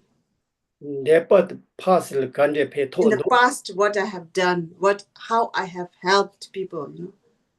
Tatil sono tamna tini maupal tangi nima machila pentona ta maupal manishila pentuya. Hotel solo tamne ta sensu teje pa. You have to encourage yourself. In the past, I have helped 10 people, and now I'm going to help 20 people, you know, to encourage this, to have this encourage in yourself. Tenita gapa lo chechu goyo meren somal ta shonchu sente ji xia tona de no pa jibo ge ja mare shonchu sente. It's having a bodhicitta mind is not only about Buddhism, you know, to be a Buddhist and to have this Buddhist. It's for everybody, all sentient beings. You know, we should have this bodhicitta mind for other beings. That's all. You to know tadikala. Ma machine ki ten mo gon ken ge jenzi senchi tamche ge ji gande ro ji. Even like when you watch the YouTube, even animals, you know, how they help each other. Even they cannot communicate, but even though they help each other with the sign, you know, with the, yeah. Nga so in da sayando, tuyando, yando. Ni yo yin ka xie ja ka xie le sayamen, tuyame, de zo ganga mo bon te go re, de zo le pe gande tondo. Da somba ja che wa sono tamna. Dini semba de ge yon kali ro. And you know, like we have everything. We have food on the table, we have clothes to wear, you know. So we have to have a compassion for the people who don't have anything. Dini saja jemba saya me yon tuya me jo chol sono ta na nga chu tibore. And when you think about all these beings who doesn't have food to eat, you know, how much suffering they're suffering in the world. So when you think about that, you have to feel very blessed what you have. You know? Dini nga chu zupo chanso ndo, me chanso ndo, yonzo chanso ndo ti yutu no che ta ya na kongba me jo ka gande ige tgendo. Lakpa me jo ge dini kongbi khala sa gendo. To so sono to na nga chu tibore tibo mare. Trowa kina sosol. You have to ask yourself, people, you know, like who doesn't have feet, you know, like they like people who doesn't have hand, they even try to write with their feet, you know. So you have to ask yourself what you don't have, you know. You have everything, you know. That's all sono to na nga chu ngone nyire ki goya ke chebore. It's so important to think like every day in life you're happy. You have to be happy. It's so important. And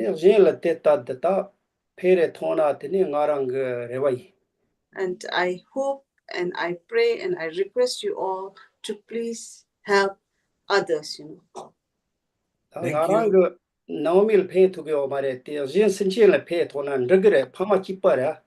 Even to help, you know, like even you cannot help your parents, you know, if you help other beings, it's also the same, you know, you're helping somebody. Oh, and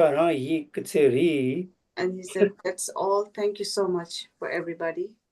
Thank you, Tenzin. Tenzin, can you tell Lama no that it's so beautiful when you think of others before you?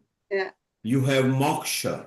You are a very powerful person because you can never be a loser. You are thinking of others before you, like how our mothers do as well. Yeah. They always put the children first. So if you could translate to him and say, thank you very much, and then I come back to you. Lama indela tujichana sa lama indela gitanda de sungyo de kadine soso le shin keche la de pe keche bore ngarasu phamage dinde chini mage dinde chini kyongyo ras soso le soso pugu de keche chin dinde kyongyo ran tuchana sa. Also. And if you could tell Lama that that is what we teach at Healing Our Earth, that we get other people above us, because as we push them above us, they can also carry us above. And that's what bonus of life is. So thank you, Lama Yonten. Konzo tanda de konzo healing la de mi tired zo konzo dinde schedule dinde kola de shego resa konzo soso le mi paju de keche relan. Ande tanda lama indela dinde soma de la ning tapane tujichana sa. Thank you. And what we're going to do now, Tenzin, thank you very much. You've been so patient. You've been translating with your smile and emitting energy, with the coolness and calmness. So stay around. Ask Lama to stay for a while to give the blessings. Alexandra, Amrita, what we are going to do now is tell people about our future episodes. Then we want to have 5 minutes each. So Rashid, you will start with your meditation for 5 minutes. We will then jump on to Maya and Carl, because live, learn, and grow.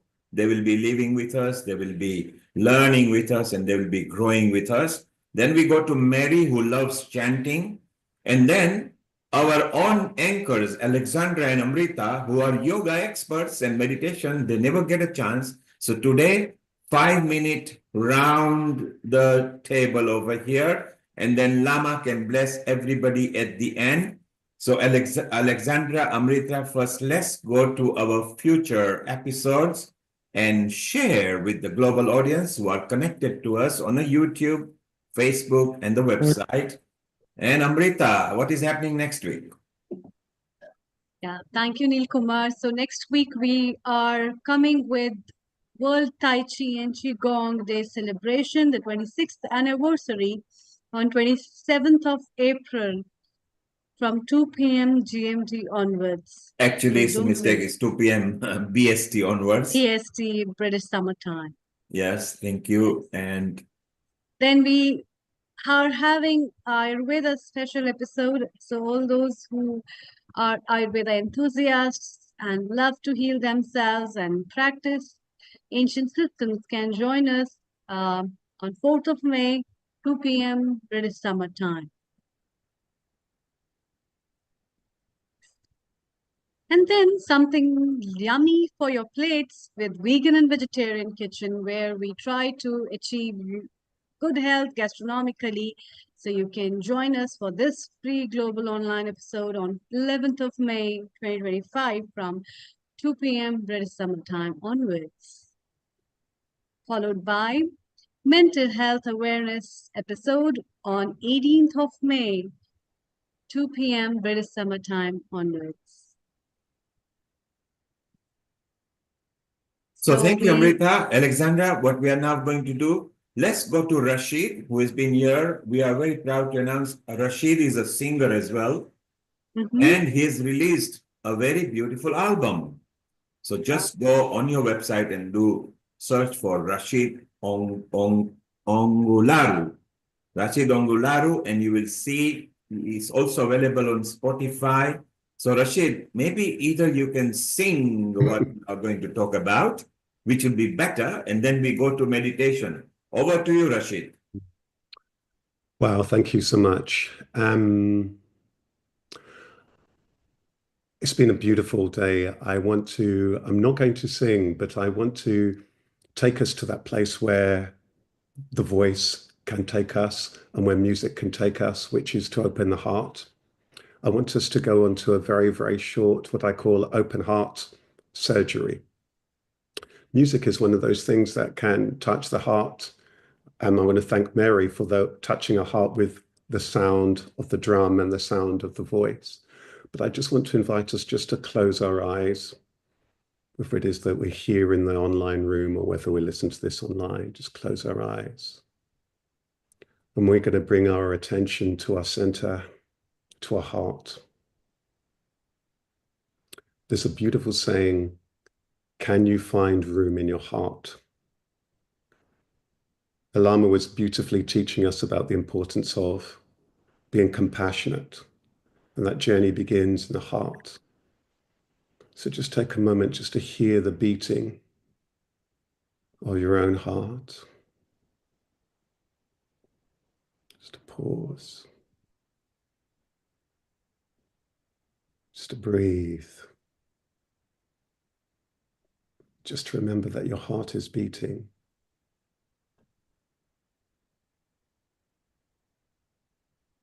Maybe you'll notice that the noise of the mind is just beginning to slow. Just letting the thoughts go, just being with the body, being with the breath. Being grateful for the heart.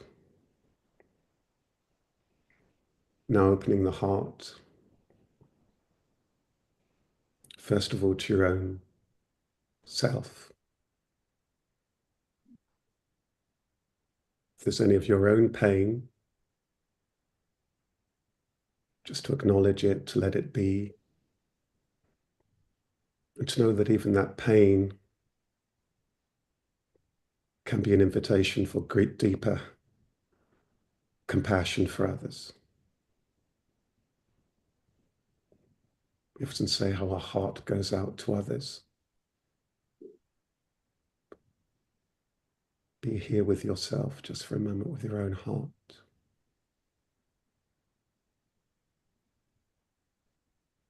Maybe you've got a heavy heart.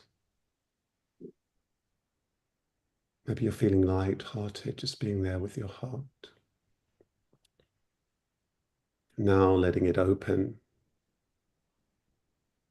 to others, finding that room in your heart.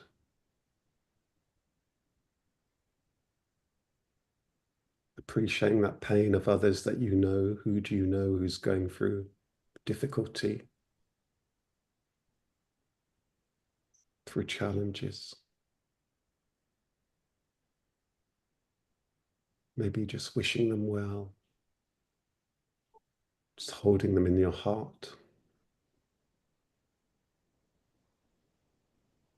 Maybe there's someone whose time is coming toward an end, toward the end of life. Maybe somebody who's in the early stages of the life. Maybe somebody who's going through grief or uncertainty. Just opening the heart. Whilst the heart's there deep in the chest, remembering when we go about our day-to-day lives that it's there available for everybody. It's just taking a moment of silence to be with yourself and to appreciate the sanctity of life, the uncertainty of life, that each heartbeat is a gift. It's a blessing.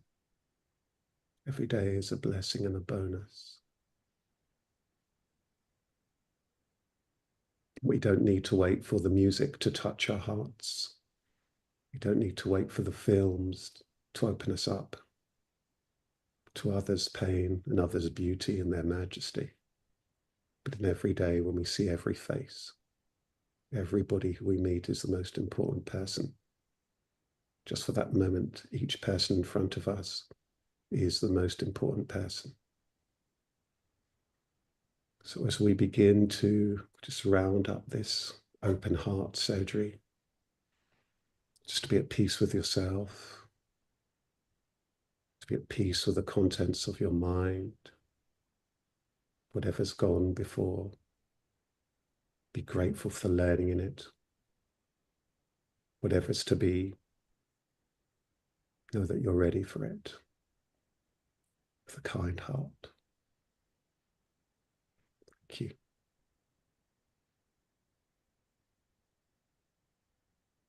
Thank you. Wonderful, soothing, and yet deeply insight. Rashid, well done.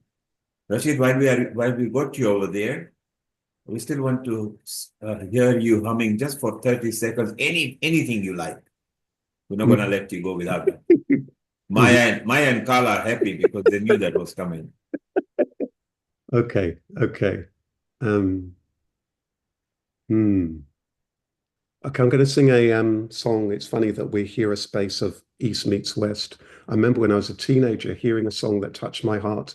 It's actually by Julian Lennon, the son of John Lennon. Of course, we know that John Lennon was very inspired by music from India. I'm going to sing a little bit of a song by Julian Lennon, which is called Salt Water. Maybe some of you know it. I'm going to try and sing. I haven't warmed up today. We are a rock revolving around a golden sun. We are a billion children rolled into one. But when I hear of how the forests have died, salt water melts in my eye. We light the brightest desert, we see the ocean bloom. We're so enchanted we can walk on the moon. Why must one baby feel so lonely? She cried. Salt water melts in my eye. I have lived for love, but love is not enough. And the word I love is dying. Time is not enough. And friends, we're out of time. And it's slowly passing by. We are a rock revolving around a golden sun.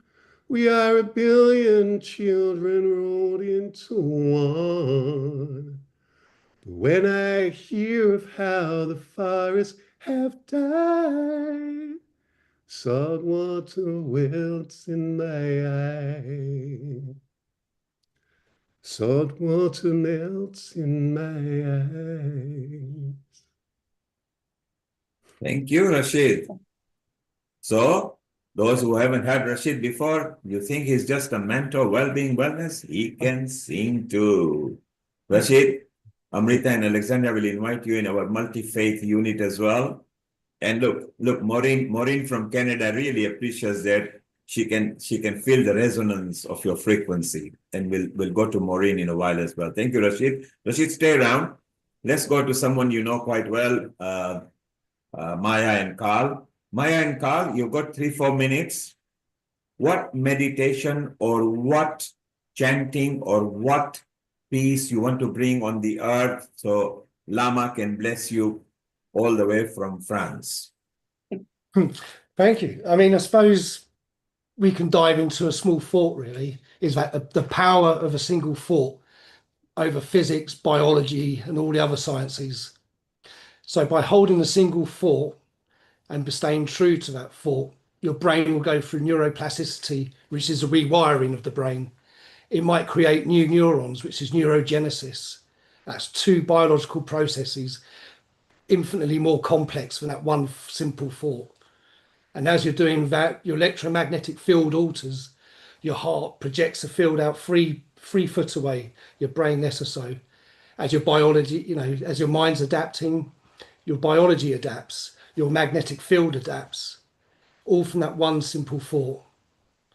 So it's quite important really about how that one thought can change so much within yourself and how that one single thought can change so much about your world.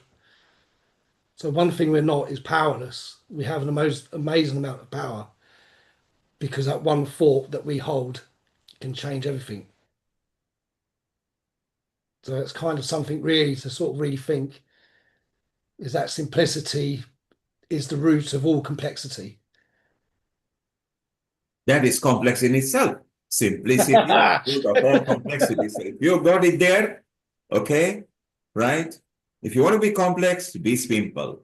And with Absolutely. time, you'll be able to gain that. Thank you, Carl. Thank you. Maya, any last sentence from you?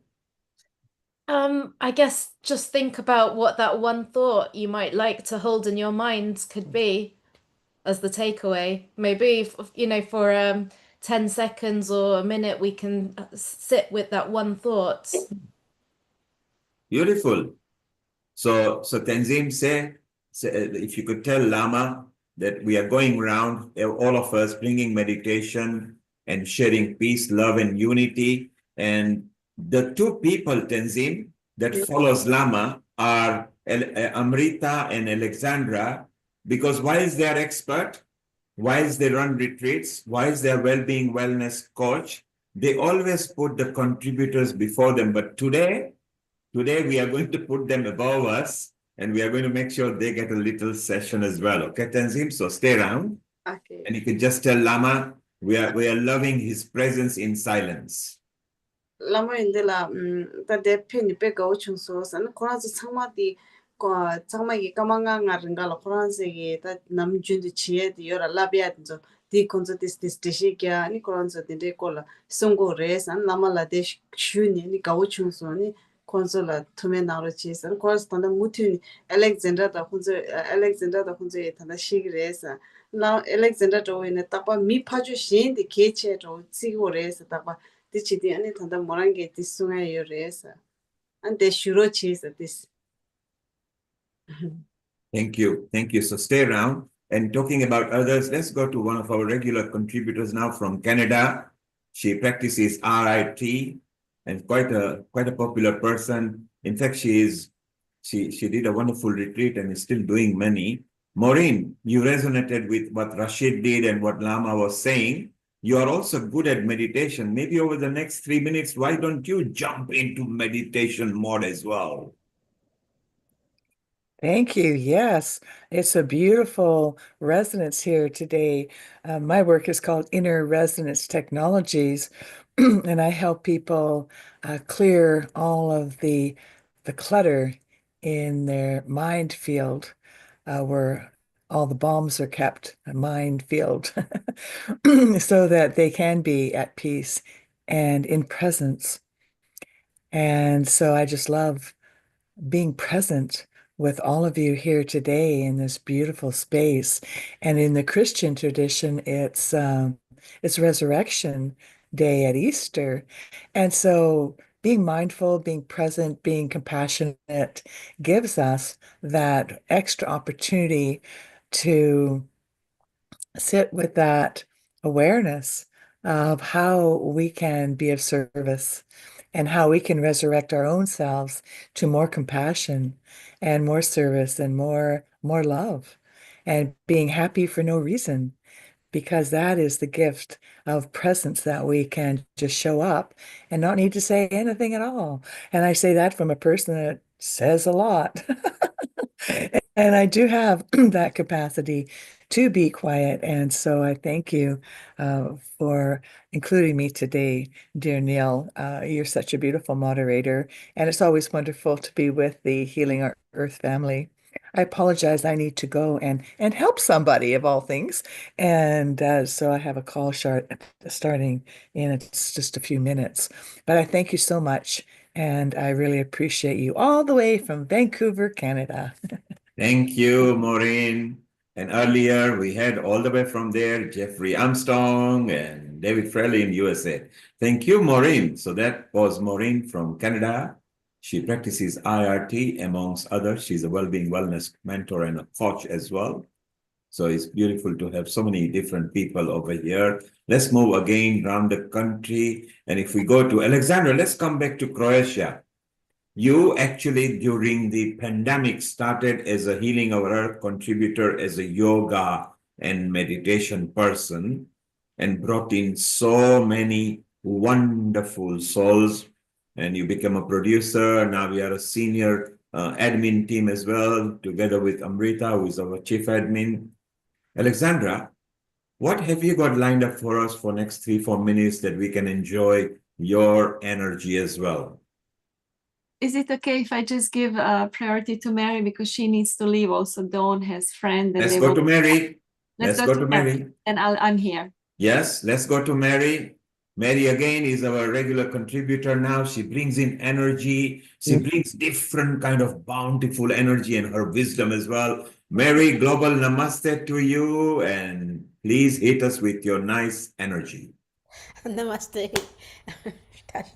Okay, thank you so much for your presence, everyone. I have nothing more to say. I'll just leave you with just a short version of Avalokiteshvara, the Buddha of compassion, and I'll leave you with her mantra. And if you feel like it, you are welcome to sing along. Om Mani Padme Hum. Om Mani Padme Hum. Om Mani Padme Hum. Om Mani Padme Hum.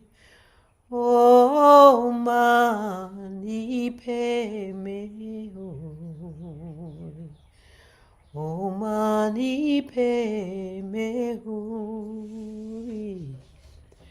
Om Mani Padme Hum.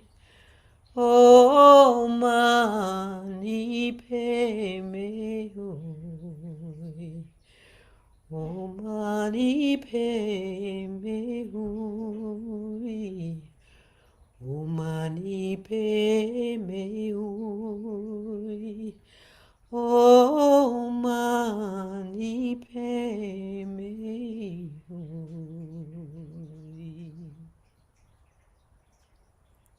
Thank you. So soothing, so simple. Anybody can, you don't even have to, for those even if they didn't follow the language or something, if you are, from an international, it was so soothing, it just gets into you. And Mary, that's what you are. Gently, soothingly, through your words, you get into people's mind and bring that calmness and peacefulness. It's so beautiful. We love it. Okay, back to you, Alexandra and Amrita. Today, you've always been putting everybody ahead of you, like how Lama says, think of others first and you will love it. Well, today you've got a chance to be part of the session as well. Okay, so we were talking about selfish emotions. We did open heart surgeries. We did Lama Yönten meditation. There was so much about how not to be selfish. So let us just do one stretch, like doing surrender pose, like just lifting our arms like this. Try to have your forearms, lower arms parallel to each other, and the upper arms parallel to the floor. So drop your shoulders down. So we are surrendering. We are surrendering all the thick concepts of duality, of selfishness, of anything that can ruin our peace of mind. We just let go, we just surrender. We just don't want this anymore. So feel the lightness, feel ease in your shoulders, in your arms. So it just represents like we surrender ourselves to compassion, awakened mind. We had this Avalokiteshvara mantra, now we had Tara. We talked so much about what is it to be in the world. It's not like we don't want to be blissed out and ignore the world. We want to be part of the world. First, we surrender to the world. We are one with the world. Relax your shoulders, relax your arms, and then just leave them there in the lap. It's about just being simple. Whatever we do, even when we lift our arms, when we are kind to each other or to ourselves, it's about being simple and natural. It's all about that. Lata, you can put your arms down and always just do that, all that we don't want to get heavy and tingle. It's like really where the true value lies. It's in being kind and gentle and simple, and not to pretend, not to take some postures or do things, but with wrong motivation. It's really, I think the motivation is the key. Even if we do mistakes, but our motivation was right, I think the karma is not going to be that bad. So, Dr. Lakshmi, just drop your arms gently down, release the arms into the lap. Thank you. Thank you all. So there you are, quite simple yet so effective in a simple, soothing way. That was Alexandra Horwood. She's a senior team member at Healing Our Earth, also one of the leads at the Glow Women. She's also doing retreats and now started exciting retreats in Croatia. And one in October seems so exciting. The sea blue water, the sky green, you know, the sky which is blue normally. She has actually captured the blue-green sky. Similarly, the reflection of the water, which is blue-green water as well, with a nice panoramic view as well. Alexandra, when is the date for that one? It's the 18th October to the 25th, just 1 week. But anyway, whenever somebody wants to come in 2025, I'm here and I will help you with meditation, yoga, and all of that. And we have some other massage therapists and wonderful turquoise waters, cleanest water in Europe, beautiful air, beautiful food. So just come anytime. I'll be here waiting for you. So Alexandra, what we should do, maybe Maya and Carl can rustle a few people from Hertfordshire, Rashid can from UK, Lama and Tenzin from Belgium and France, Dr. Riddhi Vyas, because she's the president of the Hindi Forum of Europe. I think all of us could plan something maybe tail end of this year or early next year. Together, we can bring in our pockets of followers and bring Croatia into international standard. So let's work towards that. Let's help each other as a family. We help each other as our fan followers. So it's beautiful. That's what we do at Healing Our Earth. Like what Lama Yanten says, we think of others and how we can promote others. In so doing lies our happiness. So it's very simple. If you focus on people apart from yourself and others, you will find you are so light and you will enjoy life because you are doing for others. When you do for self, then it's a pressure. It's an ego. It's to deliver. It's to pass the exam. So that's what we do. And one of the person, she's such a wonderful soul over here, apart from being a chief admin at Healing Our Earth. She's very regular and she's involved in so many projects. And one of them is a beautiful mind-body consciousness in IIT Mandi in India. Let's welcome our very own senior anchor, chief admin at Healing Our Earth, Dr. Amrita Sharma. Thank you, Neil Kumar. These things might not be possible without you, in fact. And I think today's episode has been a very beautiful episode. I'm really glad, Alexandra, you brought Tenzin as well as Yam Lama Yonten on board because I'm very much touched with the Tibetan religion, born and brought up with the cultures where we have the Hindu temple on one side and where at Dharamsala we have the monasteries where there's a lot of prayers with the songs and the mantras which Mary just sang just now. And it just reminds me of so much of love that culture has brought. And the religion, when you talk about any religion in any form, it always talks about the same. For me, teaching yoga to people globally has been a very big inspiration in a way to find that everyone talks about the same thing. Everyone talks about global peace. Everyone talks about the inner resonance. And everyone talks about, right from this episode where we started with Vamadev Shastriji, David Troy, talking about the inner realization of the self. And we ended with Lama Yonten, again talking about the same thing. And that's what is the self-discovery, to know about yourself. And I think being a human being, we are blessed with that kind of intellect to understand that and to have the power to change the world and to make that change. And another thing which we always forget is, as Maya and Carl and Rashid had been talking about, to learn from nature and to always be thankful to the nature. And that's why, whether we talk about Lord Buddha, who gained his enlightenment under the Bodhi tree, which is again the tree of life, or we talk about any other religion, the nature as well as the learnings of the nature, whether you talk about Vedic religions or you talk about Jesus, it is always the same.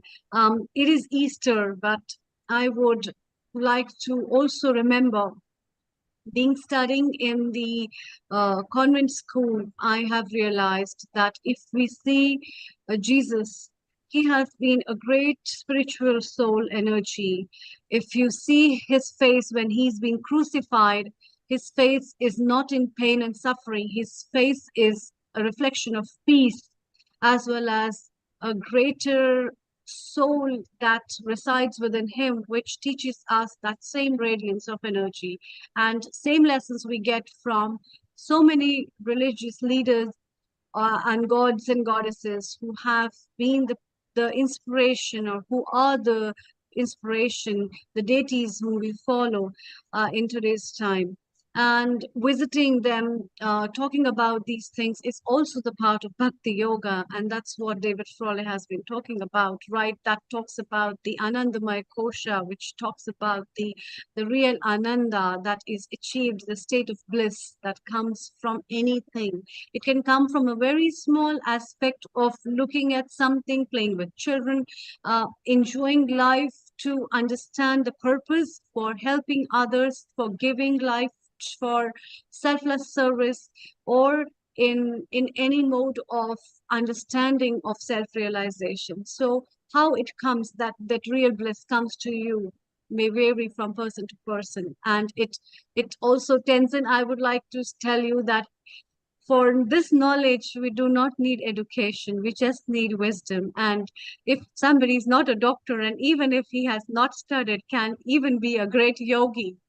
And therefore, please never hesitate to come to this platform. This platform is not a platform of learned people. It's the platform of just handful of those people who resonate their energies with love and compassion. And therefore, the doors of this platform is always open for you.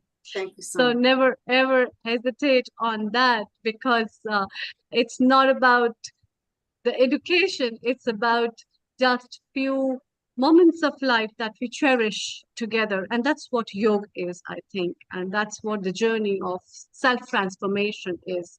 How you happily lead the life and make others live the life happily is what the true message of today's episode of yoga and meditation is. So thank you so much. Thank you. Thank you, Amrita. Well, Tenzin, Yes. we might have Dawn coming in a moment. If she does, she loves chanting.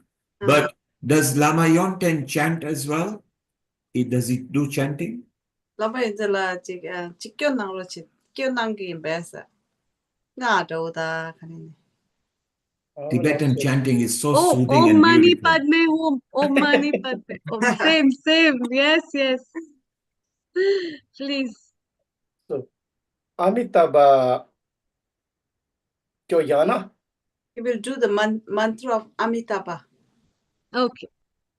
Maho ngamsa samji nawan thaye dang yeser chu tuje chenbo dang jende seba te jende nalai sanji shangse palme koji deshe ngamsa hwadr me ba yin dai jinji shayi shi gangse dakshin dene tsimbi je mata shiwa yinji paman choba Teri shene nanda shamdo hyo teke darga malata bayi shuje sanji shanse tamchi ji kemen drubara shinje labdas Teata benze jaya abodana so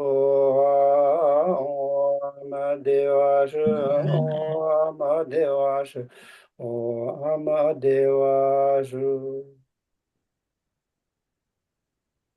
So soothing. You know, at Healing Our Earth, we go to different countries, different nationality, different people's background, and we merge together as one energy. Can you imagine a big conduit of one energy that goes in the tunnel And then there is a light at the end of the tunnel. And that's what healing our earth does. And another person who is wonderful soul here is our smiling, bubbly Dawn with Mary. Dawn, what? Oh, you got the guitar ready as well. Yes, go ahead. Come on, bring in the vibes. Let's carry on. Thank you, Neil. Hello, so good to be here today. I am sharing a song of mine, and this song is really about allowing ourselves to see that nature is part of us and like having that oneness with nature. And I feel like now, because we're in the blossoming of spring, right? So really, when we walk in nature and we see all these flowers and all the colors, and really reminding ourselves that that beauty is within us, that essence. And this song is about, it's called The Flower of Life. And this is like a reminder of like the nectar, the truth, the love that we carry, and really walking that beauty way path forward. And yeah, just like drinking beauty, drinking prayer, and aligning with that flower within, because we're all flowers. So yeah. Let me see if do we have the original song. We have that on? Yeah. Okay, perfect.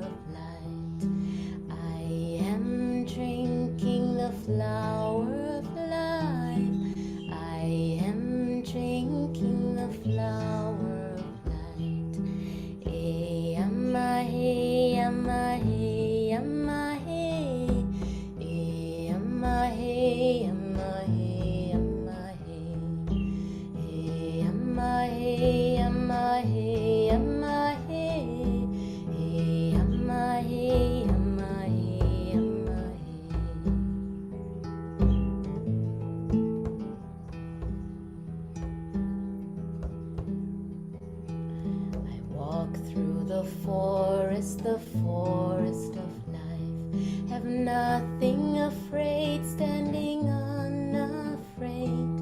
I enter a doorway of sacred trees, a unicorn waiting there for me.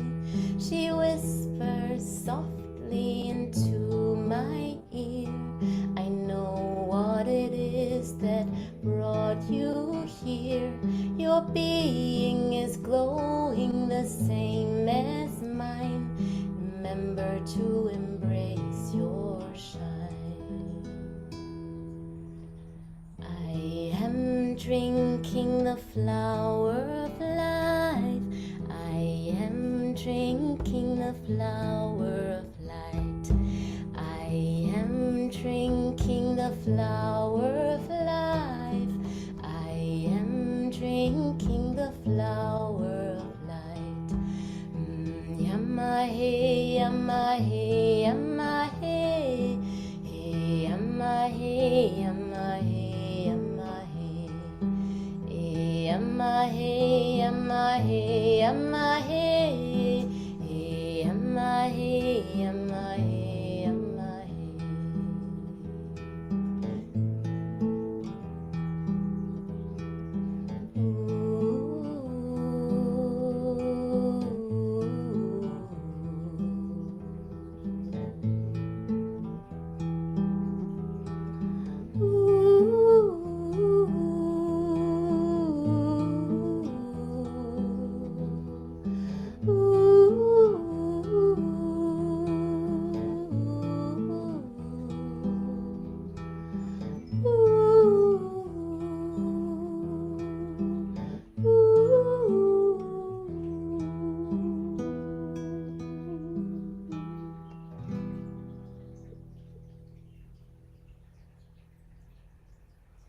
Wasn't it very soothing, peaceful? Dawn, we love the energy that you spread. Obviously, Mom has trained you quite well and sent you so much blessings. And this is what we can do. We can pass the knowledge down. You are so soothing, so wonderful. We love every moment. Every time you come here, you bring that spark, you bring that love. It's just simply beautiful. And if you want to know more about her, Dawn Red, just go there. She is again on a Spotify as well, Flower of Life. So it's so wonderful that our own people are not just in on the healing our earth, they are actually out there in the market as well. Dawn, we are very proud of you. Thank you very much. Alexandra, well done. Thank you for being the Thank co-producer with Riddhi and Amrita over here. It's so wonderful that all of us merged into one family. Lama, thank you very much for patiently being there for a long time, secretly, shiningly, passing your blessings to all the people who were there. Rashid, although you were busy and you had onward plan, you just stayed in here because you love the energy. Maya, Carl, same thing to you as well. We wish you all the best in Hertfordshire. You're not very far from London, people. So the London team will be in touch with you. Dr. Lalit Soda and Dr. Lakshmi Vyas, even Mita and Lata from London as well. So it'll be so wonderful. We become one big family. Amrita? Maybe we can close with a nice soothing Gayatri mantra now. Yeah. Thank you so much, everyone, for this episode. And Alexandra, I invite Tenzin and Lama Yontin to Dharamshala as well. Oh, We have got beautiful monasteries there. It is Dalai Lama's home, and I invite everyone to please be there as well, to do visit sometimes. Thank you so much. Actually, I haven't been to India for last 8 years because of the Okay. COVID and all. So I really want that my children should have a blessing from Dalai Lama, you know. So we are Yes, planning yes. maybe in few years we will be there. Yes, I in will- April, May, he comes to Dharamshala. It's Yes. his hometown, and we have got very good monasteries, prayers, as well as a lot of things. So you're most welcome. Thank You're you so home. much. Thank you.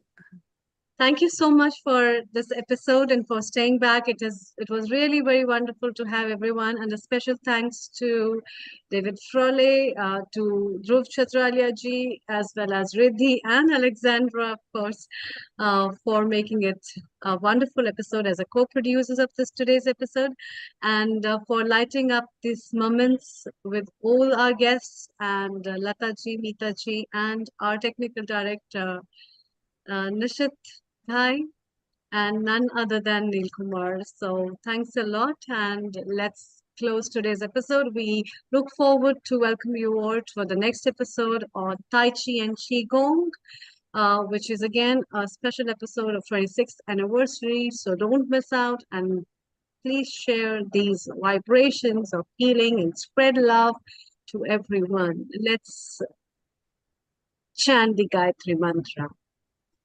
Om Bhur Swaha Tatsaviturvarenyam Bhargo Devasya Dhimahi Dhiyo Yona Prachodaya.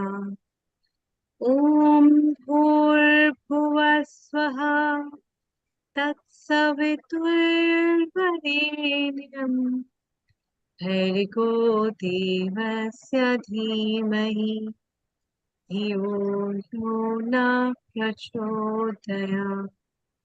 Om Bhuvasvaha Tatsaviturvarenyam Bhargo Devasya Dhimahi Dhiyo Yona